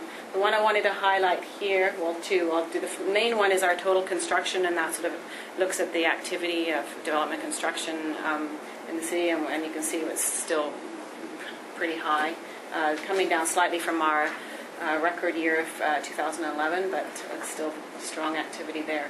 But I wanted to just mention that business licenses, we've added on that new intermunicipal business license as a small red dot there. I'm going to measure that over the next few years. We made, I think it was 84% of our target number of sales for this year, and I know business licensing is continuing to promote that, so it's a good thing for our businesses. Goal 3 is around increasing active participation and creativity. Where do I start? So the One Pass program was developed last year and is now underway, where people can go to one of our recreation centers and get a pass that allows them to use it at our other facilities. Really good for our citizens. A couple of ones around youth I wanted to mention was our Mundy Park Youth Engagement project, as well as the Youth Parliament that we held. Really trying to engage youth. And I should also mention the school walkability and sidewalk program, because I know that's a favorite of the mayor, and we added actually 10 kilometers of new sidewalks in 2013. Some key measures. The one a couple I'm going to touch on here was we added a new one around low and no cost programs. One of the strategic directions in the strategic plan is to look at having a balanced programs that are accessible to everyone. And so we started, or Parks and Rec have started measuring the people that are participating in these low and no cost programs, and also the drop-ins for those. And those are things like our toonie swims, the activities at the pavilions that are lower cost, park programs, some are programs in the parks that allow families to go out and participate there. I also wanted to mention the library visitors measure, and that it's showing 27% increase over the previous year, but it's actually a 10% increase over 2011, and I just wanted to show that our new library there is definitely garnering participation. Do you want me to ask you a question now? If you'd like to, absolutely. Just about admissions versus no cost. Sorry. Yeah. So we're seeing a 2% increase on the admissions to CCAC and PSLC. Yeah. But then we're seeing a 6% increase on the low and no cost. So can we assume that all of the growth in the admissions comes from low and no cost? No. It's measuring 2 different things. So the total admissions there, that's just admissions to the swimming and skating and fitness centers at CCAC and PCLC. The registrations for the low and no cost are a whole range of different things. It's at the pavilions, as well as the park programs in the summer, the Westminster Savings Swim. So it's a bit of it's a bunch of different So none things. of that 6% is in that 2% of admission? Well, the 2% constitutes a 16,000 admission increase, and this one's a 1,000 admission. So 1,000 of the 16,000 is an increase in low and no cost, and the 15,000 of the 16,000 is a general increase outside of the low. Okay. Goal 4 is around enhancing our sustainability of our services and infrastructure. A number of things that happened here. The biggest one, obviously, was the new solid waste contract, and agreement with MMBC for our blue box recycling. That's going to save our community some money. Within City Hall, we had a number of upgrades, energy upgrade projects, and you'll see the results of those in a minute. We had a huge reorganization of City Hall space, which to make us more efficient and just use the space a little bit better. And the recycling program at City Hall as well, which is great. You know, we now separate out all our recyclables, and I know that's going to be expanded to the other facilities in 2014. So some key measures here, as I mentioned, our corporate GHG reduction still continuing to climb there. So what we're doing as far as our energy upgrade projects is obviously continuing to work. I should mention, for Sheila's sake, that the taxpayers feel they get a very good value for their taxes. 88% say that, so that's the highest it's been in the last 5 years. We added one new measure in this area, and that was the road condition index, looking at the condition of our roads. And unfortunately, we don't have any benchmarking. I asked engineering if we could benchmark that against other municipalities. There is no benchmark data at the moment, but so we're going to have to measure ourselves against ourselves, and just keep an eye on that. Our road condition, stays good. And lastly, goal 5 is around achieving excellence in governance, and this is around a number of strategic partnerships that we're working on with the school district, with the Y, with our partners like the Place Maillardville Board. Lots of work in that area during 2013. We had a new bylaw, erosion and sediment control, to help with sustainable development up in the Northeast. The leadership program, which I presented to you with HR a couple weeks ago. The work on that happened during 2013, and continuing work with our customer service and business improvements. So there's just so much going on, and this report contains a lot of information. I'm trying to hit the key points, but and some key measures here. Again, 97% of our citizens are satisfied with the services, and the one I really want to point out was 89% of those are the people that actually come in contact with the city are satisfied with the service they get, and that's most of them. It's either by the phone or in person. I think it's about 77%. It's not a new measure, but I wanted to mention the fact that our social media here, where we're putting a lot of, we're using it a lot more. And when I asked corporate communications about this, one of the things that they told me was, we actually have a measure called a clout score, and that's not only the quality or the quantity of Facebook, likes and followers, but the quality of that engagement. So when somebody retweets one of our tweets, if they have lots of followers, that's worth more to us than somebody that only has one follower, like myself. So they're actually starting to use those measures. And also online transactions. I wanted to mention that we're continuing to see more and more people use to interact with us online. So, and I think I'm just about there. Oh, the last one is we look at volume, efficiency, and effectiveness of all our departments, and these are just examples of some of the measures. So we have lots of volume measures there, which you'll see in most areas all areas are continuing to climb as we grow. We have some efficiency measures, such as the building permit review turnaround time, and they've improved that. And then we have some effectiveness measures, which is, I'm using the Ipsos read, how satisfied our citizens are with various things, and this is sort of effectiveness. And these we continue to work on each year and come up with better measures. So just to, in summary, our development activity to remain strong, and we're seeing increased volume in all departments. Tons of accomplishments that I can't barely touch on in 5 minutes, but hopefully you get a sense of that from the report.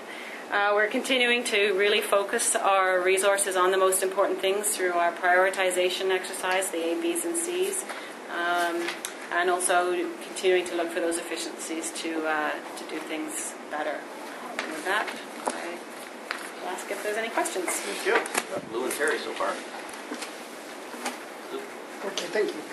notice here on the vacancy report that you have on page 6, okay? It's fairly hard to understand. I mean, if you read it, there says that 46 vacancy, which 5.5 vacancy rate. Understand that? Were the 32 positions backfilled at that time? What does that mean? Filled at that time. Does it mean that at that time there was also only 14 vacancies? What is it? It's not very clear. If I could, through the chair, the vacancies change in an ongoing way. Exactly. As people come and go. Yeah. So this is a snapshot of where we were at the end of 2013. So basically there was a certain number of vacancies, and then so 46 vacancies and 32 positions were backfilled, so only 14 of those 46 vacancies were actually empty. The other ones we had people moved in temporarily until we filled it full time. So if I was to read this and say, okay, what is the vacancy rate on the whole year round? Roughly 5%, to what I understand. At budget time, we seem to get 5.5% vacancy rate. And if that's the case, why are they on the books as why are they not part of the budget as reducing the budget?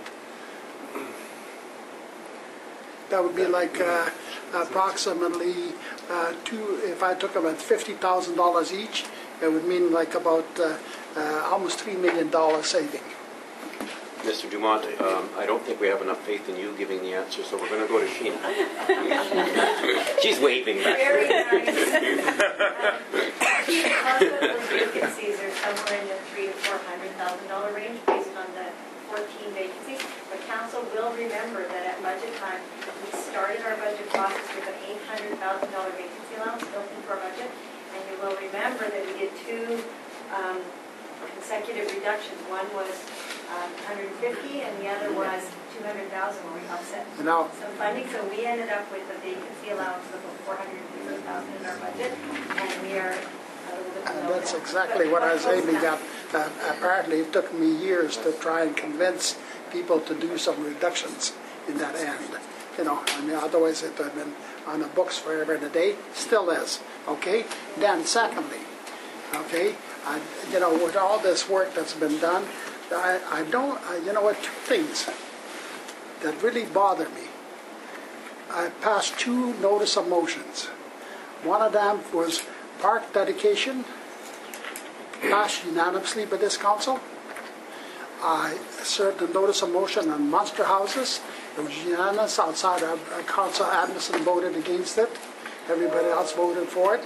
Yet I don't even see it on here that it's work to do, being done, completed, not completed, might be completed, whatever it is. So I'm just wondering why I am not getting the answers on it here. The Parks Dedication Framework is it is in the business plan priorities and has been rolled over to 2014.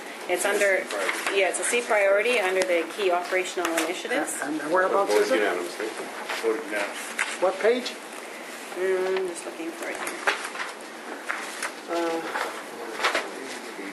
It's page 16 of 17 on attachment A. 16 or 17?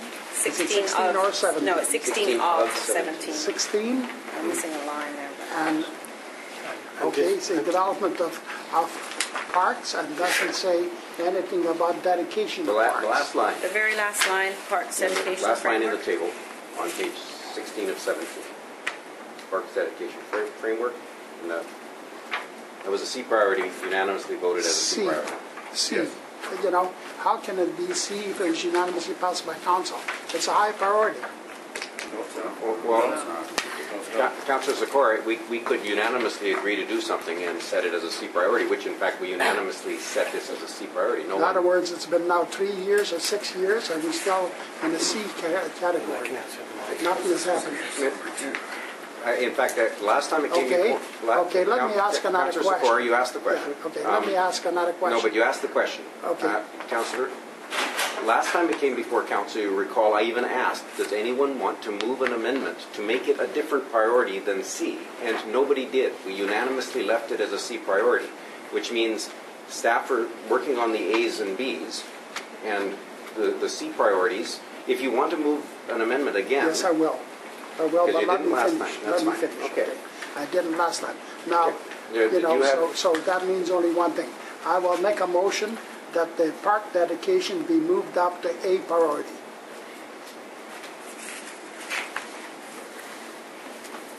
Okay. Is this the time to do that? It isn't, but I'm not going to reject the motion. There's no seconder anyway. Well. Okay. Mr. Dumont. I was just going to answer the second piece of Councillor Scarra's question about the Monster House review that is on the work program. We're calling it the Big House Review rather than Monster House, but that's scheduled for February, so you're going to see a report in the next few weeks from the park. Okay. So may I ask a question on the park dedication? Okay, well, Councillor Nicholson has seconded moving it to an A on the amendment. So we'll deal with the amendment. We'll accept the amendment. Me. Okay, so I thought sort of this was going to be, I'm looking at Raoul, not you, and I don't even, he's very fuzzy too, but I'm thinking, were we not dealing with part of it in the master parks plan and that as well? Because I remember, just a second, I remember looking over some of the work you were doing in the master parks plan, and I thought we were starting to detail all the ones that how we had acquired them. Is that not part of it? Through the chair, I thought we were working on it. There was a report that came forward to council, and it talked about a framework that had some of the makings of the process by which to define what are the parks that were acquired by 5%, by That's right. dedication, by forced dedication, and by fee simple. Yeah. That was the beginning of a process. Council endorsed, I believe, that process. Right, but we were still trying to find out which were dedicated and which were, because some of them we don't have to dedicate because of the way we got them, correct? They're correct. Yeah. But we've acquired many by So we're means. doing it. I remember seeing the report. We are working on all of the initiative. As noted by committee, it's a C priority. Oh, it is. And we are prioritizing it in keeping with I'm that. sorry. The reason I asked is I thought we'd sort of moved it into part of the master park plan, and it became sort of a function of that. Thank you. Okay, Terry on the amendment. On the amendment, yeah. So currently, I'm sorry. Yeah, currently we have quite a list of B priorities over which this park dedication would have to lead. And I'm not entirely sure that dedicating parks is more important than the Bailey Bridge replacement, exploring the YMCA partnership, finalizing the neighborhood plan for Millardville, finalizing Place Millardville concept design, continuing the Coquitlam Fraser Greenway, Brunette Interchange at Highway 1, developing Monday Park Mariner Bike Skill, Tulla Bridge replacement strategy, reviewing the Austin. I mean, there's a lot of things here that we would have to say, and I'm not prepared to make that judgment today. A lot of things that we would have to say, oh yeah, all of these things we've now decided, and there's a couple of dozen anyway, are less important than the park dedication. I'm not prepared to support that today without some further thought. And off the top of my head, I can't say that those are more important, so I won't be supporting this. Okay, Neil? Thank you. Well, I was going to start by asking Raoul a question which Terry's partly answered. So if this motion passed, what would be the impact on the work plan in your department? Right off the top of your head, which things would you put down lower in order to accommodate what we're asking you to do? Well, I think we need to understand the implications of what we're asking for. And I think it's an important discussion to have. But it is an important discussion. I actually, about a month ago, I did actually tackle the work plan, work items, and I actually went back myself through the actual council tape on this item alone. It was about a 40-minute discussion, and there was a fair amount of expectation by council on substantial public consultation process. So it was a fairly sizable program, and with that in mind, we've identified it, accordingly. Now, there's other significant issues we're dealing with. Why working with some Bonnie Creek, the master plan, these are significant initiatives. So in light of all of those, what I call A or top kind of B priorities, and given council's expectation and identification of it as a C priority, we have slotted it accordingly for later in the year. There are some sizable pieces of work we're working on, and so we'd have to go back through the chair, Councilor Nicholson. We'd have to go back and really take a look at what would make sense from a priority. But I believe council's expectation at that time was to go out and consult citywide on this issue. I went back myself through the minutes, so I'm trying to get an expectation of what council's expectation might be on this, and it's fairly substantial. It's an important priority. It's an important initiative for council. And, to do it justice, we felt that there is some work to be done. Okay, my next question was going to be, could you, in the next week or two, indicate the time frame for this work? Because I think you just said later in the year. Yeah. And later in the year doesn't sound to me like a C priority. It sounds to me like you're giving it a fair level of priority. Well, C priority. And if I could expect to see this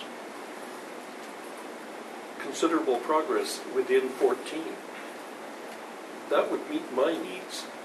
It would show that it's being taken seriously.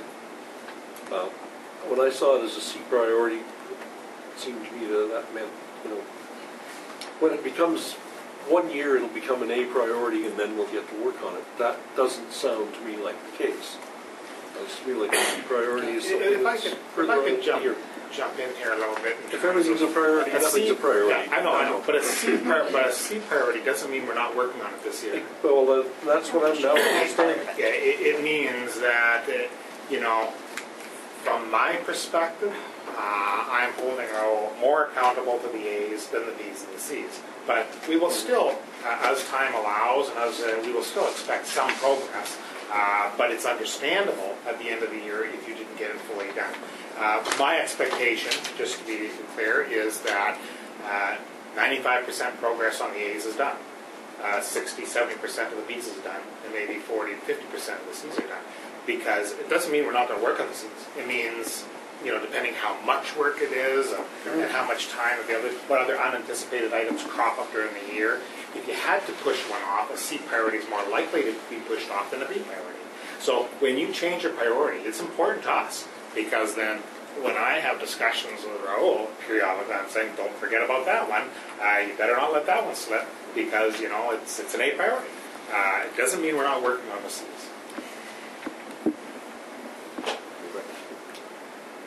I'm not done, but Michelle wants. I'm going to put my parks planning hat on for a minute and tell you that we were anticipating bringing a report to council in the next few weeks to look at reprioritizing some of the work within the division that now reports to me, because as you just heard about Rochester Park, we're looking at maybe bringing that one up in priority, and then other things would have to slip, as well as looking at the 2016 Senior Summer Games and some of the work that we've got to do to accommodate some of the facilities and venues that they're going to use. So we are kind of going through that, and we could include the Parks Dedication Framework, in that work as how we look at reprioritizing and bring that back for council to consider.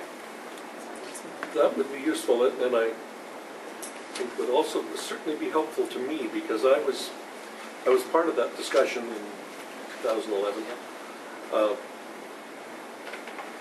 and my recollection, and I didn't go back and listen to the tapes, had a lot more clarity about what was expected, and it was less about a process and a lot of consultation than about a do it. Getting dedicated. So at the same time as that came forward, if we could also ensure that there's clarity as to what it is that council was expecting then, and what council continues to expect today, or has very little, I think would be helpful, and could make sure that you can move as quickly as possible in exactly the right direction.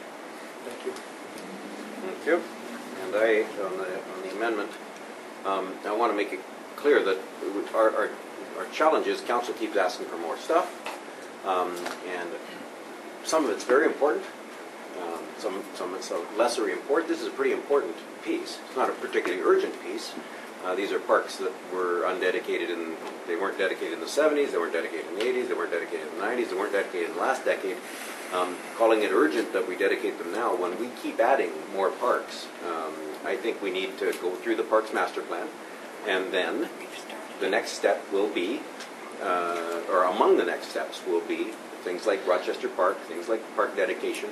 I think doing it in the reverse order. Let's quick hurry up and do something with those parks, and then decide what we want to do with the parks next year. That doesn't make any sense to me. So I'm fine with it being a lower priority. It is important, but it isn't urgent. And so I think there's some other elements here, and Councillor O'Neill mentioned some of them, that are, I think, more urgent than this one. So I'll listen to the debate. Who's next? Me. You said to go ahead. May? Yeah. Go ahead. Okay. Okay, go ahead, May. I'll go ahead. I was just, so I know, in my little mind, I've seen a lot of this work done. I know that I've seen it. And I know that part of the problem was, as Richard said, that some were done, we acquired decades ago, and it was hard to find the exact way we acquired them. So I know we're sort of there, and now Michelle said in the next 2 weeks you will let us know exactly what kind of time frame or how much work is going to be involved in continuing this. So my question then is to Lou, can we give this a 2-week time frame to find out exactly where we are? No. And then I'm done. Thank you. I'm willing to listen to anything, but here's the situation. It's been 4 years. It's been over 4 years, as a matter of fact, that this notice of motion has been served. Okay? Now we're here today that we don't know where we're going.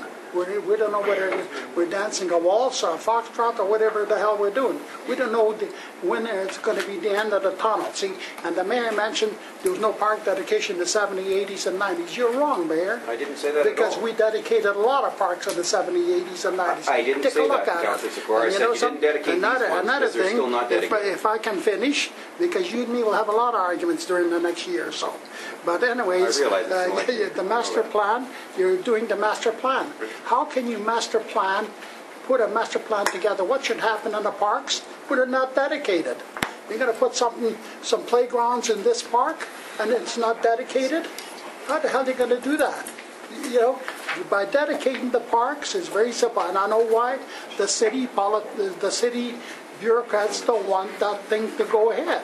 Very simple, because if you want to do something with the park, you can go ahead and do it. If you dedicate it, that means you got to go to referendum to get it undedicated. Very, very restrictive. That's why I want it here, because I can tell you something. I hear all kinds of rumors that might be happening with certain pieces of land in the city that's park. Oh, come on. You know, and to me, maybe it's rumors, but I'll tell you what, those are the things that do happen. So the fact is that, you know what, I don't think for 1 minute that you can do a master plan without the park dedication first. How are you gonna put something in a park that's not dedicated? How are you going to build a building in a park that's not dedicated, or whatever it may be? You can't. Because the fact is, you know, and then you can say, well, it's not dedicated, we can rip it down and we put a parking lot on it, or we can do many other things. So, you know what, I don't mind, Councillor Reid, 2 weeks is short time, because it's been long 4 years. I know. It's been long 4 years. It's actually been two and years it's not happening, so now I'm going to wait for 2 weeks, see what happens. And if it isn't, you'll hear from me again. It's been 2 years and 7 months. Brent. Do we have a withdrawal of the motion? Are we voting on a motion now? There's a motion to amend. Is it withdrawn at this point? No, no one's done anything. So it's are you willing to withdraw? No, if it's going to be, I'll tell you what. If you think that we can get a reply in 2 weeks' time, yeah. I will withdraw my motion. If it's 2 weeks, but if it isn't, my motion will stand. So what is the answer? You have heard that both we have new management in parks, and they're planning to bring forward a report in the very near future in terms of a number of issues. And that report, I don't want to commit absolutely that it'll be in 2 weeks, but it will be within the very near future, 2 or 3 or 4 weeks, somewhere in there. And at that time, we will be reprioritizing a lot of issues. and we will have this as part of that. So you have our commitment that within the next month, that you will have a report on parks that will include a wide variety of issues, and this will be part of that. See, now we're skirting to 4 weeks. Will that be 6 weeks? What is it going to be? You know, he's made a commitment to 4 weeks. No, I'll tell you what I'll do. I'd like to see what the vote is. Let my motion stand. Fair enough. Anybody else on that? Well, I won't be supporting it. I think, we've gone through these priority plans. We all put things on the table at times that council looks at and decides whether it's an important issue or not important issue. I put an issue up there about secondary streets. It's a low priority. That's council's decision. You have to abide by the majority of council's decision on these issues. The other thing I do want to find out, and I've said this for a number of times, when it comes to us as council and readjusting things, I want staff to really be clear, and we add things as to what has to fall off.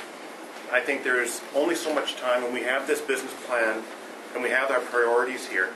We always come up with some other bigger projects throughout the year, and then we expect all the other projects, and there's just not enough time in the day. So I want staff to, when they come back, when you're adding this in, what's got to drop off, what's got to come down on this. It's like your budget financing. You want to put this in, okay, you've got to readjust over here somewhere else. Because we got to look at the work plan that's achievable and realistic for our staff. And I think that's one of the issues when we come back. We have to be very clear. I want staff to, whether it's the parks issue, planning issue, or whatever, when we start adding stuff, to give us a good indication of what needs to come off and what needs to be readjusted. Because I don't think we get that. And I think we have over expectations on staff on what can be driven at that time. So that's what I'd like to see, but I won't be supporting this motion because I think, as Councillor Neal said, we've gone through this priorities, we've accepted the priorities that are here for a while now, and that's where they are, because we feel other things are more important. And I'm not willing today to just simply ad hoc that decision, so I won't support the motion. Okay. Thank you. I think Councillor Sikora's motion, seconded by me, has at this point accomplished what I needed to be accomplished, which was to remind staff how important the issue is to many of us, and to get a commitment as to how quickly we will be able to determine amongst ourselves, because it's today's council, not May 2011's council, that needs to determine what priority this has for us. I think it needs that kind of consideration, but it needs to be done in the light of the information that we can get from the people who have jumped in at the deep end and not very long ago and are attempting to come to grips with a whole lot of complex issues.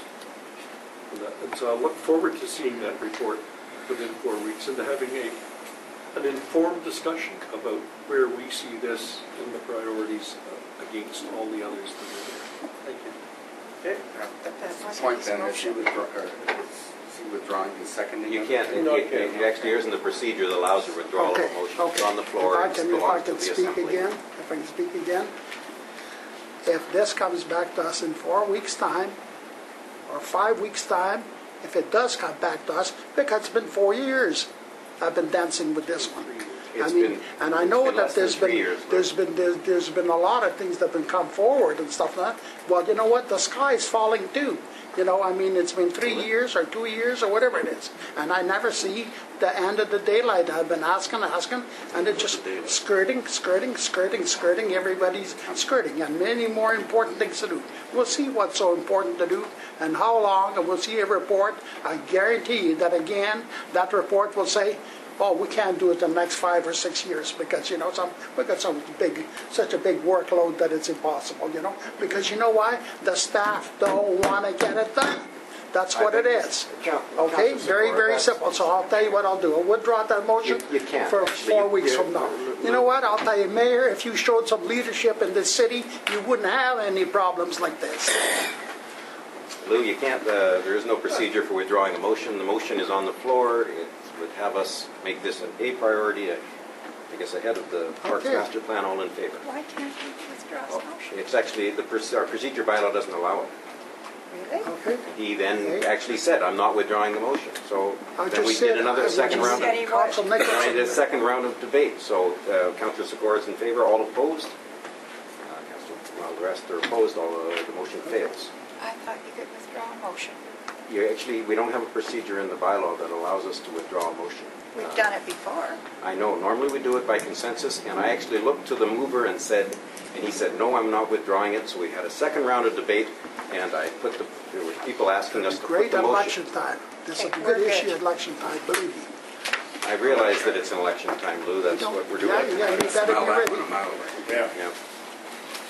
Okay, my eyeballs are sore, but Okay.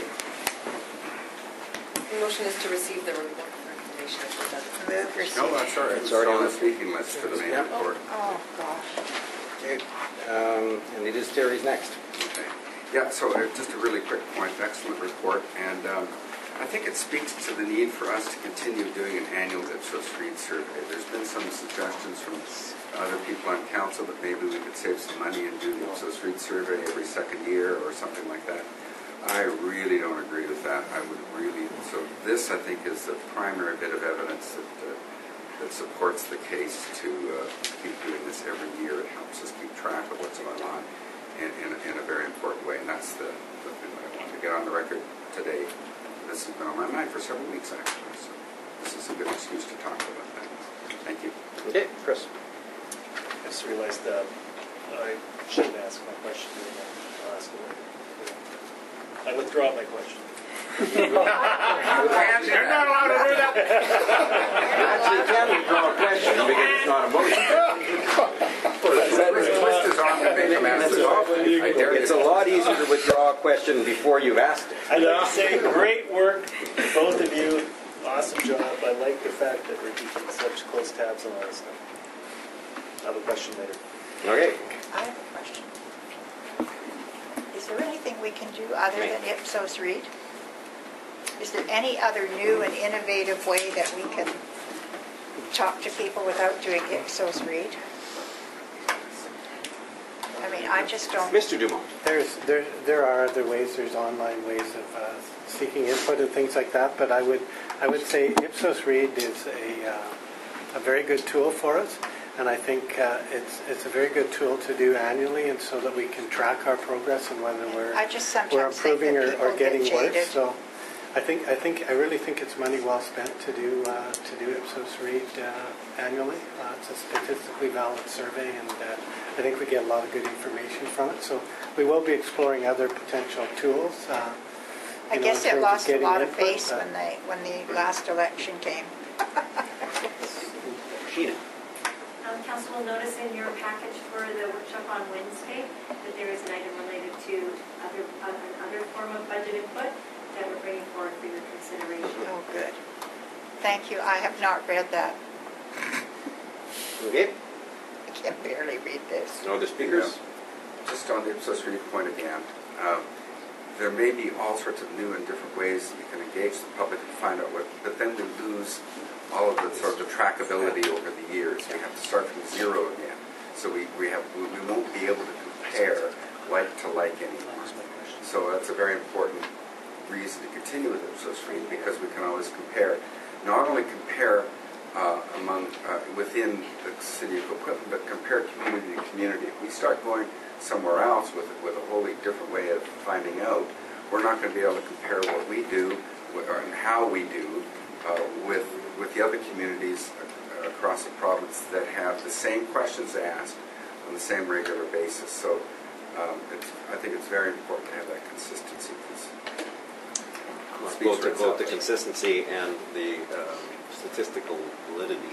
That's the because there's so many agencies now rely heavily on online stuff, and they end up with self-selecting samples which are not statistically valid. And that doesn't mean that in other departments seeking public input in other ways that those new innovations are precluded whatsoever.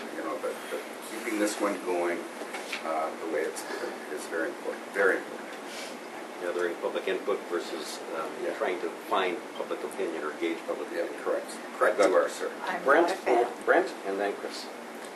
I just was going to echo the fact that the cost, we make a lot of other decisions in this city that cost way more than what we're doing. It's just really valuable information that I use to track out of that information the consistency of it. And I think it's one of the best tools that we have in the city for the cost dollar we get back for it. and tracking our performance, our customer service, product, and for our departments to find out. So I think on an annual basis, it really helps us as a city keep track of our performance, what our people are thinking, and it's random. The other thing I like is, a lot of other things aren't random. But this is a random survey in age group and in areas of the city, so I think it really works well to giving us that broader sense. We get a lot of information from other sources, but they're not random. They can be manipulated information into. So I like the Ipsos Reid poll, and I always have, and I always like to see us continue. Okay, Chris?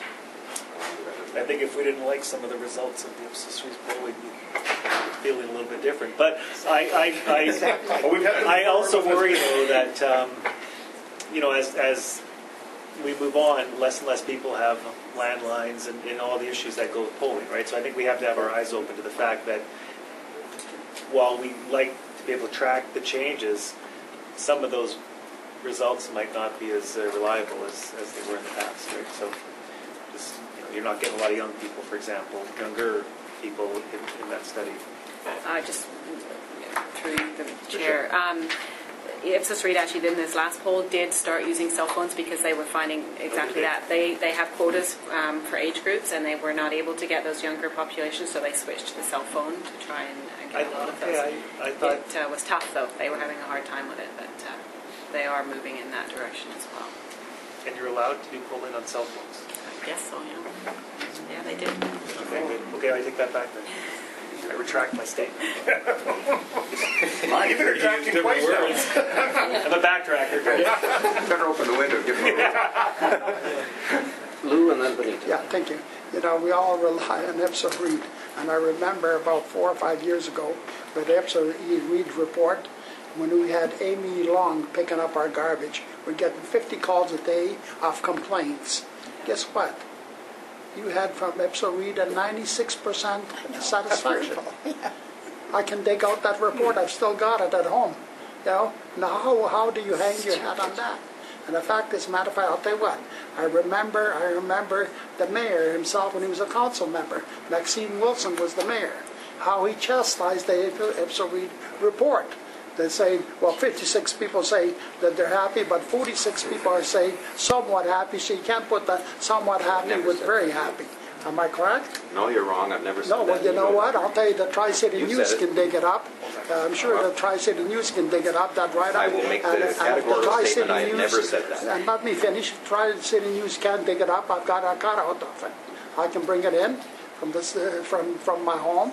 And that's a fact that you were chastising Maxine Wilson on the attitude of Ipsos Reid, and here you are now hanging your hat on it. But that's all right. You know what? You have a right to change your mind. But anyways, and when 4 or 5, 6 years ago, Amy Long did such a terrible garbage business job that we had 50, maybe 75 calls a day of complaints, and 96% happy. With some have been very happy. So hang your hat on that. And the last election in Alberta and British Columbia, they're so far out that wasn't even funny. Okay? So I wasn't going to comment on this Ipsos Reid, but when I came in and it was still going on, I thought I'd just make a comment. Is this coming back to council for consideration of what's going to happen with the Ipsos Reid survey? The only place it was raised was on the stop doing list. So Councillor Reid had actually brought it up as a possibility, an idea to put on the stop doing list. So I think when that list comes forward, but. Okay, well, I think the council may be a little bit split on this. I have my background's in market research, and cell phone calling is a different methodology. It just is, whether it's a landline or a cell phone line. So I think this might be a perfect time for us to look at of starting something new, because the continuity is no longer there as far as the methodology. So I don't know what the process would be for that, but I think this is the time to get consensus on, not right now, but to relook at the Ipsos Reid survey, because with social media and all the other things, the methodology might not be right. I agree. Okay. I will clarify that you'll recall that, you may recall, there was some issue related to the fact that there was such a division between those residences whose garbage was picked up by the city of Coquitlam, that is single-family homes, and those residents who, of course, are also in the survey who live in apartment buildings, and garbage is picked up by Smith Wright or VFI or whatever. And so I remember raising that issue about that one element because there was such an incredibly lower satisfaction rate among the people that were served by IPI at that time, and everyone agreed. There was nonetheless still a whole bunch of people that didn't have a problem with it. We had lots and lots of complaints, but every time you get 50 complaints, that's 49,950 that didn't complain, that particular households didn't complain that particular week. So we recognize, though, that the statistic validity of this is much higher than other forms. There perhaps is an opportunity, I think, moving forward to take a 5-year period where we add some more elements or add some complementary programs, and then with an idea that maybe this isn't something that we're still doing in 5 years. Maybe it's something, but I wouldn't contemplate cutting it off at this point. John? Just to clarify on the point of garbage and recycling, Ipsos Reid did reflect the fact that people weren't happy with our contractor. I'm just looking at the historical numbers, and if we go back 5 years to 2009, the satisfaction rate dipped to a low then at 76%. And by comparison, we're at 92% now. Should have been down to 2%. So it did show a dip when we were getting poor service from our contractor. Well, it wouldn't go down to 2 because half of our population didn't use IPI and doesn't use Smith right now. Half the population would clearly have another contractor to be happy with or not. Me, and then we'll have to vote on this. Okay, so quickly, what I would rather see, if you're going to do Ipsos Reid, and you're getting into the age, demographics and that, I think there could be different questions for them that I'd like information on, like how important are bike lanes? How I'd love to know that. We're spending millions and millions of dollars. Should bikes be licensed? Now that we have to put bike lanes in, maybe they should be paying just like car licenses are. I mean, there's all kinds of things. But when you get into our business sections, where the folks, if you take 500 people in Coquitlam out of the 100,000. No. Yes. Okay. Out of the 100,000 folks.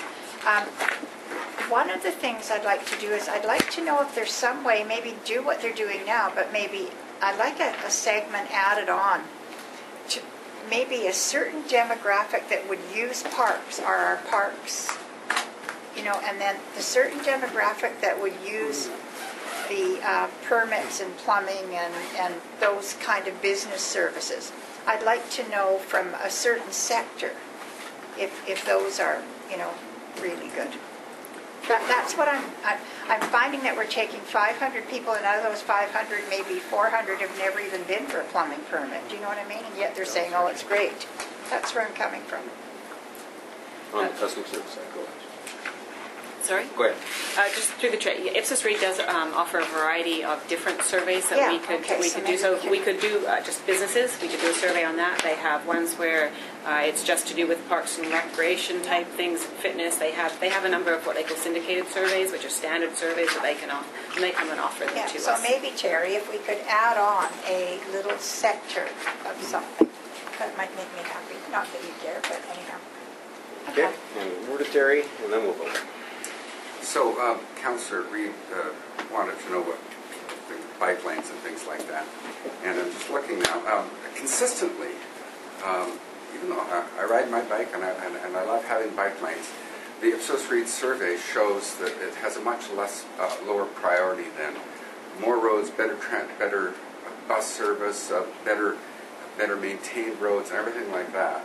All up very high, and then I'm trying to find it. I haven't been able to find it yet. And yet, our city's strategic transportation plan, which I was the only one to vote against in council a year and a half ago, puts that up higher, and indeed that's reflected in attachment B, page 8 of 14 here. Manage the city's transportation system efficiently as the community evolves and prioritize walking, cycling, transit, and other sustainable modes of transportation. That's not what the citizens of Coquitlam want. And we learn that every day. Everybody on council that was here then knew that. I pointed it out, and you still voted in favor of the strategic transportation plan that reflected the city's priorities, the corporation of the city of Coquitlam, and not the citizens. And that's why I voted against the strategic transportation plan, and I'll continue to oppose it as long as that priority is put there. And yes, there's an election around the corner. No, it's I'm sorry, but this has been a big thing of mine. You have to. And this is the trimester report I'm we're voting on right now. We've got some other agenda items that we ought to deal with. So when that report comes back, let's have the debate. Well, that's in there. I commit that we'll have that debate when that report comes back. It's there. I was going to raise it earlier, and I didn't. I even had a note. Okay, all in favor? okay. Opposed? Carried unanimously. So I wanted to say. So much for Ipsos reading.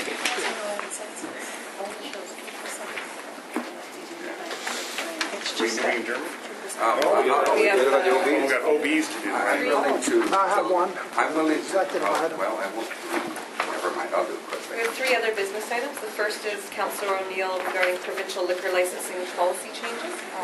Yes, very quickly on this one. The provincial government is moving towards allowing beer and wine sales in supermarkets and stores and stuff like that. We don't know yet what they're going to do. And then looking at our city bylaws regarding this, it seems to me that we don't differentiate or currently differentiate between full-spectrum liquor stores, private liquor stores, and those selling just beer and wine, or those selling, and there's a few of them that sell just made in BC from BC grapes wine. Those are the VQA wine stores. And I really think that almost regardless of what we still have the same stipulations. They got to be so far from this, can't be this close to that. If it's a full-service liquor store or even just a wine store, which is more like a little boutique thing that I don't think has the same social impact.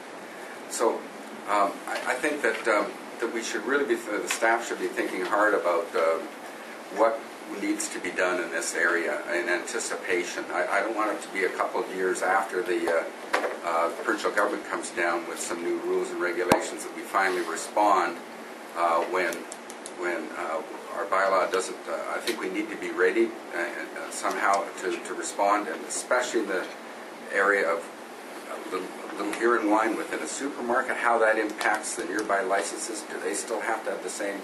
And these standalone VQA stores as well. I think it's important.